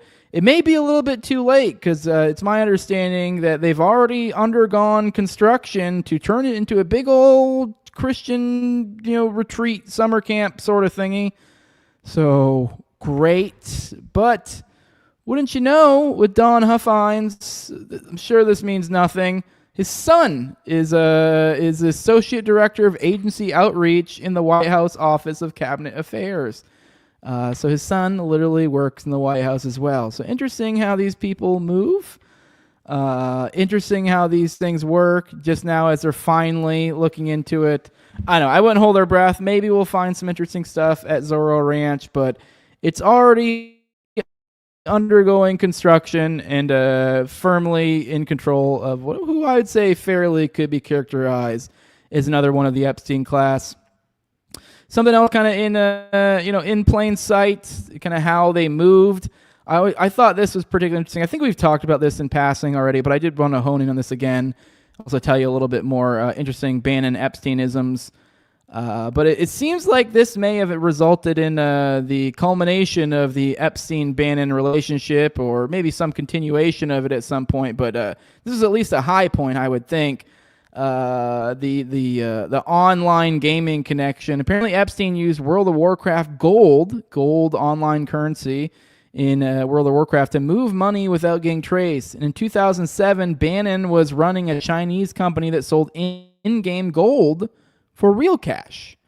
So after a few trades, good luck tracking where the money came from. So that's kind of where Bannon got his business feet wet, was in the online gaming currency world, and that seems to be exactly where Epstein was situated as well. But I don't know, maybe this connection went a little bit deeper than just video games. Apparently, here's an email where Epstein told Steve Bannon he's going into a skiff talk tomorrow, which what's skiff even stand for? I forget. It's essentially, let's look it up real quick. Skiff, what's it stand for? Skiff meaning, let me see. What is military? There we go. Sensitive compartmented information facility, but it's a common vernacular in the military where it's just a location where top secret stuff is talked about. Typically, that means you can't bring your phone in. Like, I don't know if I ever went into like a technical skiff, but they have areas that are like there are areas that are like an in between. But anyways, I'm kind of trying to recall some. I vaguely recall once or twice going to a room where I had to they'd be like, this is a whatever room, you got to put your phone here or whatever. It was very rare that sort of thing would happen, but that's what a skiff is. It's like the most uptight security. You'll require only certain types of electronic devices. Most electronic devices, like personal devices, need to be left outside the door. All the different computers or whatever there are up to certain snuff or whatever. But it's a spot where, intelligence agents, military intelligence, just generally intelligence is discussed. You hear about this sometimes in Congress. Will be like, you'll see, they did this in alien hearings and stuff. They'll be like, oh, well, we'll talk about this in the skiff later or whatever. And then they come out and be like, oh, well, what can you tell me about what was talked about in the skiff? Because the skiff's like this magical location where you can talk about wherever. Looks like Epstein was going into some skiffs. Here's one right here. He said, going into a skiff talk tomorrow. Funny enough, in response to Bannon saying, on the coup I'm deep in the middle of. I wonder what coup they were talking about. But I think there were other references to skiffs too. I've heard the cope on this is that he was referring it was some sort of shorthand to mean something else, or maybe it's almost like a glib term that they use for certain areas, like, oh, this is a more secured location. This is like our skiff, and they refer to it as a skiff in a colloquialism or something. I don't know. That seems to be stretching it. I think he might just be talking about straight up a fucking skiff. I also find it funny. Apparently, Steve Bannon wanted Epstein to start a center for human trafficking to clean up his image. So I guess more on this idea of in plain sight. We could have been living in this in a world where Epstein was the face of trafficking philanthropy. And I don't know. Let's be real. There's probably many such cases of this. Here's this email right here. This is, Bannon says, besides during breast cancer, what about establishing the major center for human trafficking, teenage prostitution, et cetera, et cetera, et cetera? Global problem needs to be solved. Which, for those who aren't aware, that is what Bannon seemingly was doing a lot behind the scenes, is working as Epstein's PR guy. He was actually working as a documentary that's supposed to give him more favorable appearance. I think he's probably going to characterize it differently if he gets asked about this. But yeah, they seemed quite chummy. And why wouldn't you be chummy with a guy that does such swell things like this, like hook everyone up with some top tier trim? Here's Josh Fink, son of BlackRock CEO Larry Fink. He was dating a model whose visa was controlled by MC2, a modeling agency funded by Epstein and run by Jean-Luc Brunel, who was later charged with trafficking and rape. When Fink reached out to Brunel about a billing issue, Brunel forwarded it straight to Epstein, who demanded, "Talk to me first, please." The woman was also forwarding her private conversations with Fink directly to Epstein. Epstein was the one really pulling the strings. He controlled the visas, the money, and the women, and the son of the most powerful man on Wall Street was caught in the middle of it. Here's the one with Josh Fink. Here's this back and forth. Says, I hope this email finds you well. Would love to grab a bite or a drink if you are through New York City next week. Alternatively, are you available for a quick phone call tomorrow? Thank you very much. Warmest regards, Josh. Keep in mind, this is the son of the CEO of BlackRock. This, Dear Jean-Luc, I'm not sure if you received the email I sent on Tuesday. So this is back and forth between Fink and Jean-Luc Brunel. By chance yesterday I received an invoice from MC2 in the mail. Would love to clarify a point or two with you, as I do not believe I have a full understanding of things at the moment. I am more than happy to pay this invoice if our agreement still stands and there's no issue from my side if this is the case. Thank you in advance for your time and look forward to meeting and speaking soon. I mean, maybe my brain's doing a little bit of filling in the blanks here, but it kind of sounds like he's talking about billing in regards to an invoice in regards to MC2, which is a modeling thing. And he's got abroad from there, so interesting. This is actually to Epstein as well. I guess I got forwarded to Epstein. More on this. Says, after his Florida arrest in 2006, Epstein shifted his focus to women in their late teens and 20s from Europe and Russia, whom he could lure to the U.S. and abuse. Since they were dependent on him for visas, housing, and finances, he also pressured these women to share with him details about their interactions with other men. By 2012, Brunel was in frequent communication with Epstein. On June 7th of that year, Joshua Fink, the son of BlackRock CEO Larry Fink, emailed Brunel about an MC2 invoice saying he had received a bill and wanted to clarify a point or two about their agreement. Brunel told Fink he would suspend the billing. The invoice is related to a model whom Fink was dating that had a work visa through the agency. When Brunel forwarded the email chain to Epstein, the reply was, "Talk to me first." When the woman forwarded the same email that day, Epstein replied, "This for past, not future." Epstein was well aware of the relationship. The woman had forwarded him several chat logs with Fink, which capture the couple clashing over how serious the relationship was and whether marriage is on the table. Which, I mean, and I know we could reduce this down to simple prostitution, but you even see how serious the relationship was and whether marriage was on the table. Seems like he, to some degree, also was kind of like a matchmaker, and that, like, I mean, there's obviously, let's be real, this is a sliding scale. So he's setting these things up. So there are some who are looking for serious. So let's be real, he's got a whole, milieu of women that he's picking from, and let's be real, he probably has an idea of like who he thinks is for fun, who he thinks could actually be a match for someone for long term. These are all women he's gotten his hooks in one way, shape, or form. And now you have, like, for example, right here, a woman who's sharing a bed with the son of one of the most, infamous money movers in America. So BlackRock. So, I don't know. Then you kind of extrapolate from that, kind of consider, how this gonna play out if you multiply that times like 1,000 or even 1,000 thousands. I don't know. Paints a little bit of a sinister picture. Which, speaking of sinister pictures, I guess kind of this idea of hiding in plain sight. I guess it's kind of more about, it kind of jumps off of our discussion a little bit yesterday, kind of the occult Epstein class. Here's a video I've been wanting to watch for a while. I might be ham-fisting this in a little bit here, but oh well, I don't care. Let's watch this. Here's a video of Ronnie James Dio, admitting to summoning the demon ball. So I thought that was interesting. We can check that out because it's like, I don't know, kind of the idea in my head, hiding in plain sight, that theme, like in the music world. you see the lyrics, you see the imagery, and there's also been numerous people, like, I've seen numerous, whether it's, kind of allusions to selling your soul to the devil, or ritualistic practices that are being claimed by actual specific rock stars throughout history.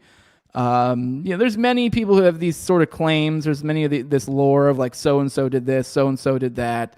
I'm not a big music or rock, aficionado but I know this is something that comes up frequently. So, but I guess at a certain point you got to wonder, like, are these people to some degree telling the truth? And does this tie into? It does seem like, hey, these are highly influential, rockers at the height of at their zenith, and these are the tales that they're telling us. So maybe we should listen. So let's listen to James Dio talking about Summoning Baal. Well, I think the most memorable thing about that album is all the occult things that we went through, because we went through a severe phase of contacting a spirit that was the most scary thing I think any of us have ever been through. We'd always dabbled before. Certainly Richie did and I did, which was one of our points of conjecture, of connection, I think. And we rose a spirit named Baal. So not to go into the whole thing, Baal was this really evil spirit whose name is on the album, on the Long and Rock Roll album. It says thanks to so on, thanks, like no thanks to Baal, who was really chaotic in, stopping this album. I mean, the tape machines would just suddenly stop on their own. Doors that were locked that had only one key to one person whom we trusted would go up there and things would be playing. And, and it just never ended. And it was the whole progression of that. Toward the very end, my manager, Wendy, and my wife, Wendy Dio, got pushed down the stairs and accused me of it. I was walking down the stairs. Cozy was behind me. She was probably 5 or 6 stairs ahead of me. Luckily, I had a box of china, antique china that we had bought there, and suddenly tumbled down the stairs and landed on the box of china, thank God, because it broke a fall. Only broke a couple plates. And she turned around and said, "You bastard." I said, "What? You pushed me." I said, "I didn't push you." "Yes, you did." I said, "Cozy?" "No, he wasn't even anywhere near you." And that was the final one. That was Baal going, "See ya." And years and years after that, we did a seance with the Dio band, and the first first thing they came up was Baal again. "Hi, I'm Baal, Ronnie. I'm back." "No, you're not. I'm done." Yeah. We never did it again. But that was, I think, the highlight of all that was, how mysterious that whole album was to make. But it's funny. It makes me think about, he's talking about this, I guess, is more of a seance type of an environment. I know we covered the other day I think we covered one of Toxic Tiramisu's, little where he pulls excerpts from different pieces of literature. And he was and there was one in there, they were talking about Project Often, where the CIA was like kind of getting into the occult. And I guess supposedly that some, which I guess, funny enough, was after they tried to get like some archdiocese, of some Catholic archdiocese to help them out. They told them to fuck off, the Catholic Church, because they were looking into the occult. They were trying to get someone to help guide them through the occult. So instead they got some like gypsy. We talked about this the other day. Or gypsy, or some sort of palm reader type, one of those psychics or whatever. And she apparently, according to this literature in the other day, she was talking to the CIA, and she was saying that they have like a whole network of people. And if you really, I wish I could remember who it was. I was listening to something the other day, and they were talking. I don't know if it was some like maybe from like 100 years ago, or if it was some other country or whatever. They were talking about some. I want to say it was something from like the, I don't know, maybe it was like the early 1900s, maybe some like some occult types. But essentially the idea being that there was some fortune teller or some shit that was got caught up in some sort of legal ordeal.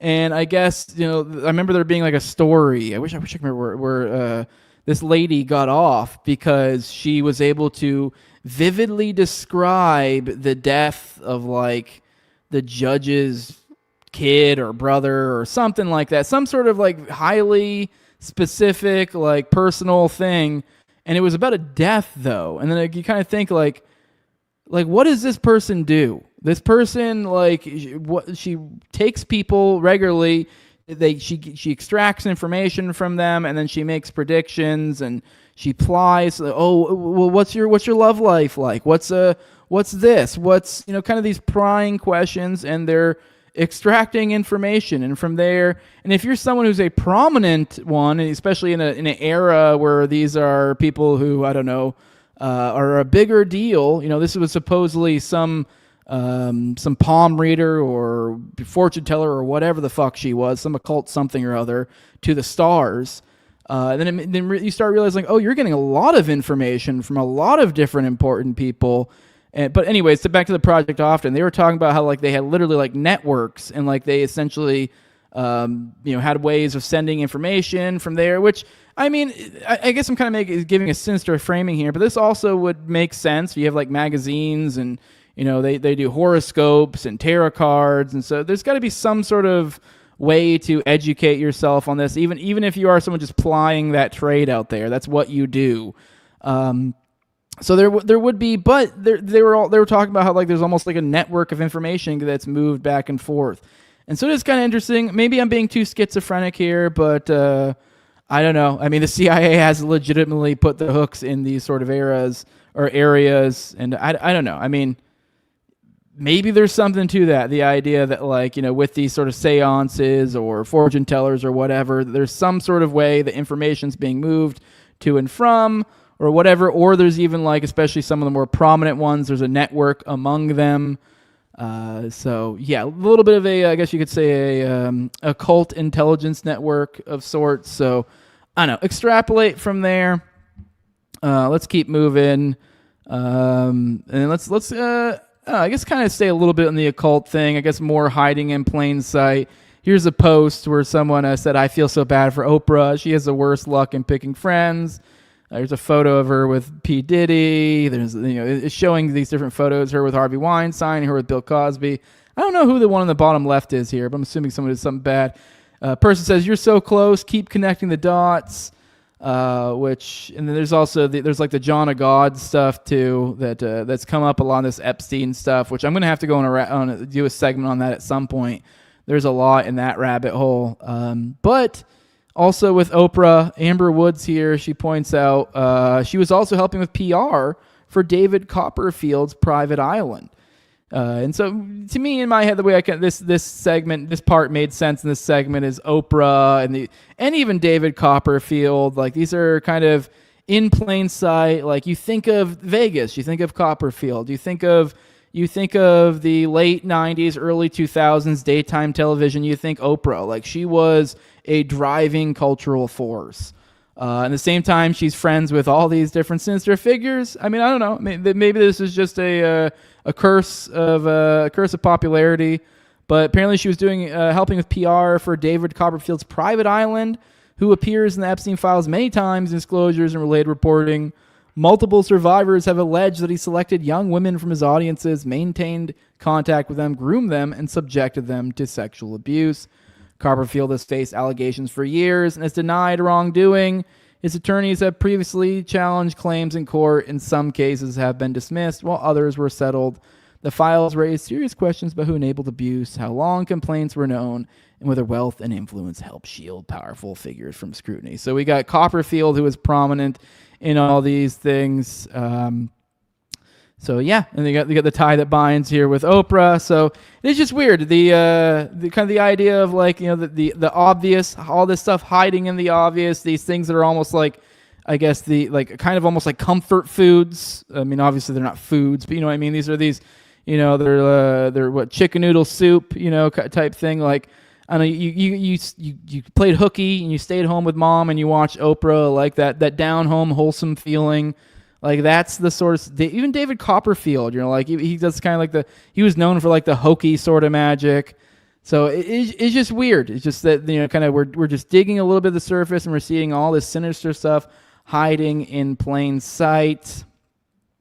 And I think maybe a little bit, once again, another hard segue in here, but I think it works. I guess a little bit of a hard turn here, but I did want to talk a little bit of the discourse about, I've seen some people kind of talk about Epstein being a libertarian of some sort, or maybe even, let's just say, using the sort of language of the yeoman, the idea of like kind of appealing to markets and, freedom, liberty, yada, yada.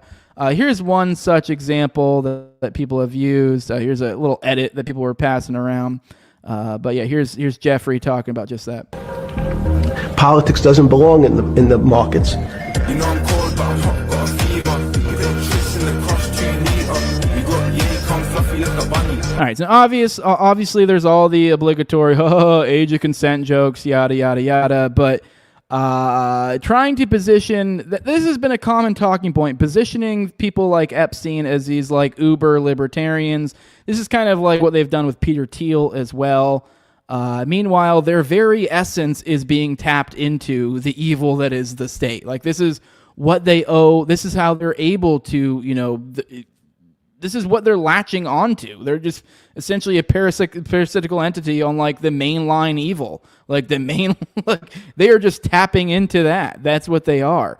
But even to that case, I think there's a little bit of a as above, so below, a little bit of inversion. They play this game of kind of positioning themselves as the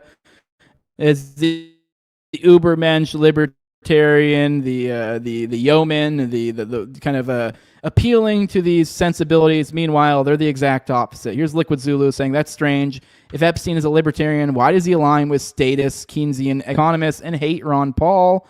Which, referring to the Ron Paul thing, I guess he did. There was an email out there where I think he called him like a dinkus or something, talking about Ron Paul. And I think the context too was like that Ron Paul was essentially acknowledging that Ron Paul was one of the only politicians that wouldn't go along with some given awful action, and so because of that he sucks. But here's an email actually kind of getting at the real driving force between Epstein's sort of thinking. And, funny enough, it is actually, this is the establishment thinking.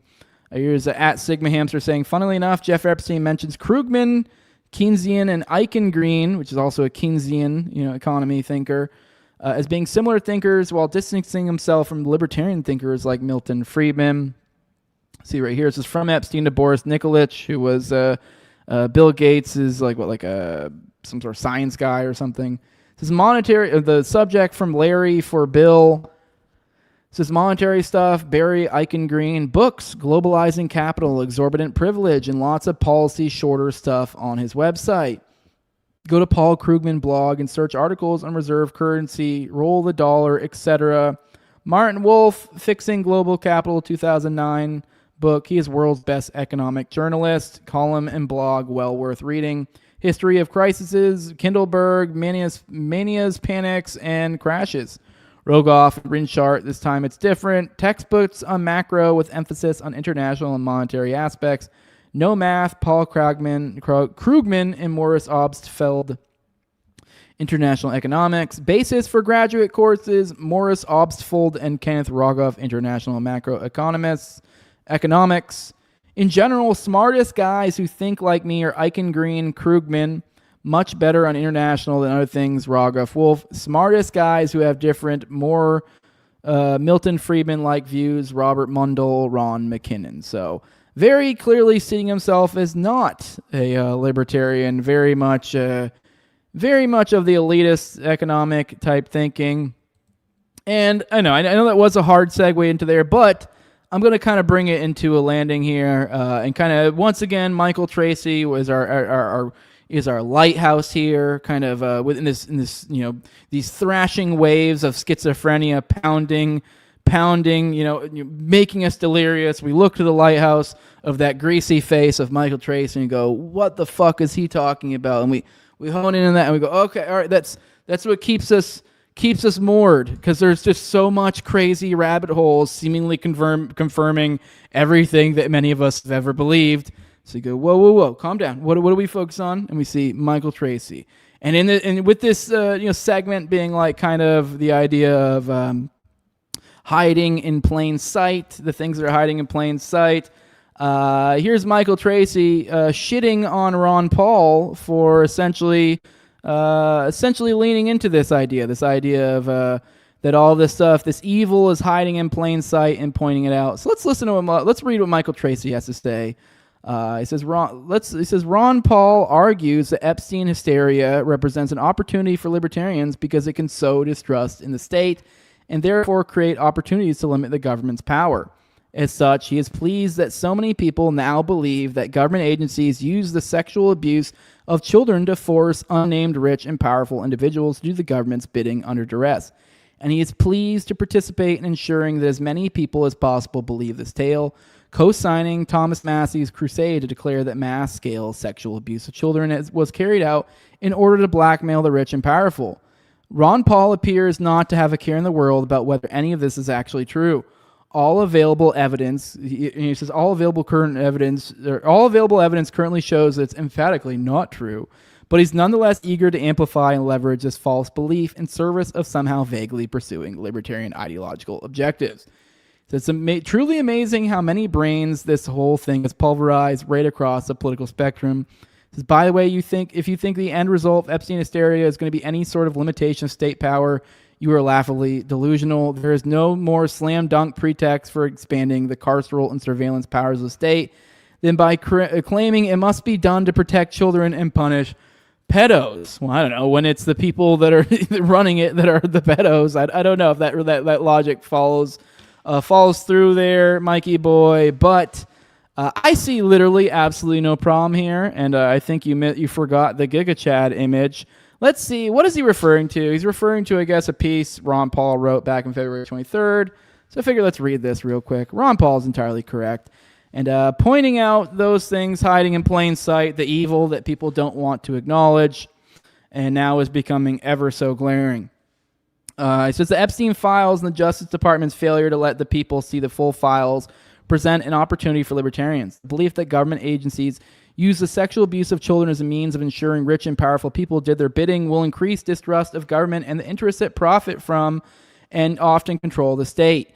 The Trump administration's failure to release the files until forced to by Congress will further increase the distrust of government. This distrust can lead to support for liberty if those of us who know the truth explain that the problem is a government that tries to run the economy, run the world, and run our lives. This type of government will inevitably attract unscrupulous individuals. Therefore, the solution is to limit the government's power. The first step is to build a critical mass of people committed to restoring liberty and able to see through the propaganda used to convince us government is taking our liberty for our own good. Following the Watergate scandal, Murray Rothbard wrote that it is Watergate that gives us the greatest single hope for the short-run victory of liberty in America. For Watergate, as politicians have been warning us ever since, destroyed the public's faith in government. And it was high time, too. Unfortunately, people's distrust in government did not last. However, Representative Thomas Massey, who is leading the fight to make the files public, has argued that abusing minors in order to blackmail wealthy and powerful individuals, along with the refusals to expose the full truth about these horrific crimes, is bigger than Watergate. And I 100% agree with Ron Paul here. This is the perfect time to point out all the evil that's hiding in plain sight. And I mean, we've been training for just this moment. And I don't know, maybe I mean, Michael's probably right, and that it may not make a damn bit of difference. But far be it for me not to point it out if I'm going to be running a show like this. But now let's roll through the chat. Say some more good mornings, say our goodbyes, and then I do have a little bit of an outro for you guys here, a little bit on the educational side. And I'll see you guys tomorrow around 11 a.m. Eastern, around that time. Let's roll the chat one more time. Good morning, a latte to talk about. So just getting here, Weasel Talk indeed, looking to Kushner purchasing an island with his UAE buddies in Albania. I'll have to check that out sometime. I did not know about that. Good morning, Honda Rider. Feels like it'd be pretty simple to lie and say he hates the awful things alleged. Not sure who we were talking about at that point. Let me see. Oh, loafers and sweatpants and super gays is Honda. Tony Chin says they listen on Spotify. Catch most, if not all, episodes. Hell yeah. Leave a 5-star review if you don't mind, or any of you other guys listening on there. Ayo, Q-Bert. Good morning to you. Black Eyes, it's the first you showing up in there. Good morning, Black Eye. Good morning. Good morning, Kamar Neal. Good morning. Who else we got in here? Tony Chin says jerky only, paleo or keto. We're going to get to one of those segments one of these days. I'm trying to, like, so I'm using Tracy as my little, like, my lighthouse here to keep me, but eventually we're going to get into the weird shrimp, pizza, grape soda, jerky. We're gonna have to do a segment on it one of these days. As we get into there, we kind of we wade into the waters. You know, the getting into the jerky talk is like, you know how, like, when you're walking into the water, especially like cold water, and it's especially as dudes, it's like your balls is the line where you're like, fuck, like that's where we're dipping our balls in the water, is when we get into that stuff. We're not quite there. We're still at like knees, We're like knee deep in the Epstein water. We're wading in. When we get like to our ball, and then then you usually just like plunge right in. That's my move. I was like kind of walk in and like right when it gets to my balls, I just plunge my whole body in because it's like you may as well just do the whole thing at that point because the dropping your balls in the water in the cold water is the worst part. So, but we're getting there. We're wading our way into the water. And these metaphors don't work because they go back and forth. I was using a lighthouse, which would imply we're deep in the water, and now I'm using. But you get what I mean. Someone says that thought jerky was boys, shrimp girls. Oh man, you're trying to get me to talk about it now. I think jerky was supposed to be just meat, like human meat, like is the implication. I don't know. Well, maybe actually, you know what? Maybe I get what you're saying though. Shrimp would be for girls because that one email they were talking about popping their head off or whatever. So I don't know if maybe shrimp the context is food. I don't know. It's kind of hard to say. Let me see. Keep going. What else we got? Anyone else new in here? Anyone say good morning, Jorge? Since when do live videos stop midstream for unskippable ads? YouTube is doing way too much for advertising now. Sorry. You can, I don't know. Maybe I'm getting money from that. Sorry. I'm making my money, baby boy. So if you don't like it, I don't know. I think I could do like memberships on YouTube and I think I can get rid of it. So, or go watch on Rumble. So there you go. That's the incentive. Go to Rumble if you don't like the ads.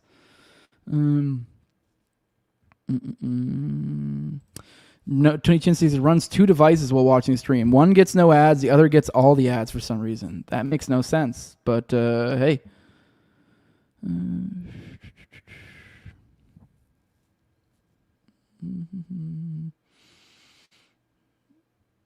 Jorge said, does Jose even get the ad revenue? I thought he was unmonetized. I got recently remonetized like a couple months ago. So you can drop super chats, just so you guys know. Good morning, Dad. So just got in from the allotment, and I'll catch up later. Evening all. Good to see you here. Marnamak says Copperfield was making his wiener disappear between fresh buns. Good one, Marnamak. Good one.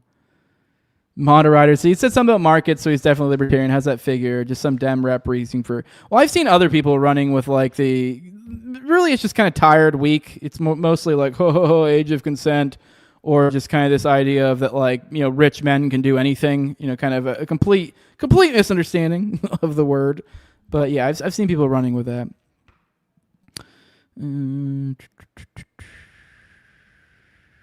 See you, Tony Chin. You have a good day. He's out of here. Appreciate it. See you. Good morning, Evil Bo Weevils. Let's keep up the good work. LMAO, balls deep, baby. Gotcha says I'm no statist, but I've got to say Ron Paul is fairly likable. Yes, I do like the guy. All right, guys, let's get out of here. Perfect timing, right at 2 hours. We did it. All right, guys, we'll see you all tomorrow. Be sure to do all the boosting. Help me out. I'm sure I'm saying all the wrong words that I'm not supposed to say, getting me boosted. So help a brother out and make up for it. But on your way out, I do have a fun little informative video for you guys. Talking about a fun little board game back in World War II Germany.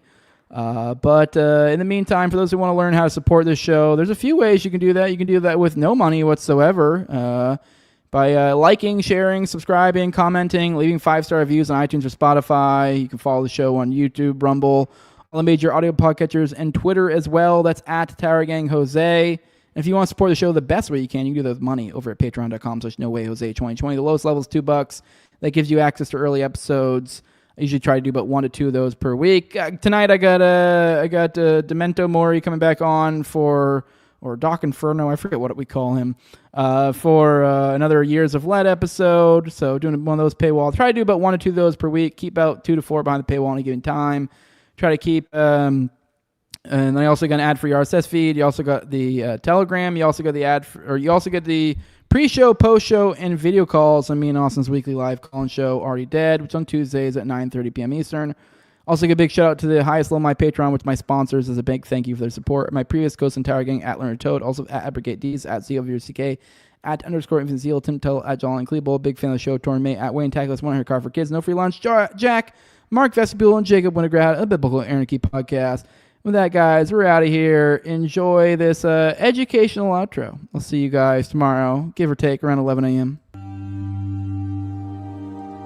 Of all the things I've seen today, I think this, for me, is the most chilling. because it's a children's game, but it's teaching children to hate. It's called Jews Out. And Ben, you brought it along from the Wiener Library, which is Britain's Holocaust archive. It's a horrifying thing, isn't it? It is a very horrifying thing, and as you say, it's because it's directed at children, and it's about indoctrinating children into this view of Jews as something pestilential and unwanted and to be got rid of.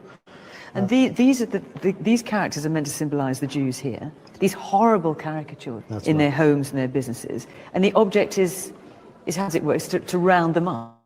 It's to round them up. So you roll dice, and these figures, which represent the sort of German policemen, go marching around the town, and when they land on the circles where the yellow cones are, the cones actually then sit on top of the hats of the policemen and are brought back to what's called the collection point, or the Sammelplatz, and then you set out to get another one, and it's a sort of race to be the first to round up 6. And then when you get 6, it's off to Palestine, as it says here. Notionally, for the Jews you've rounded up, they are sent away to Palestine. And this was created when, this game?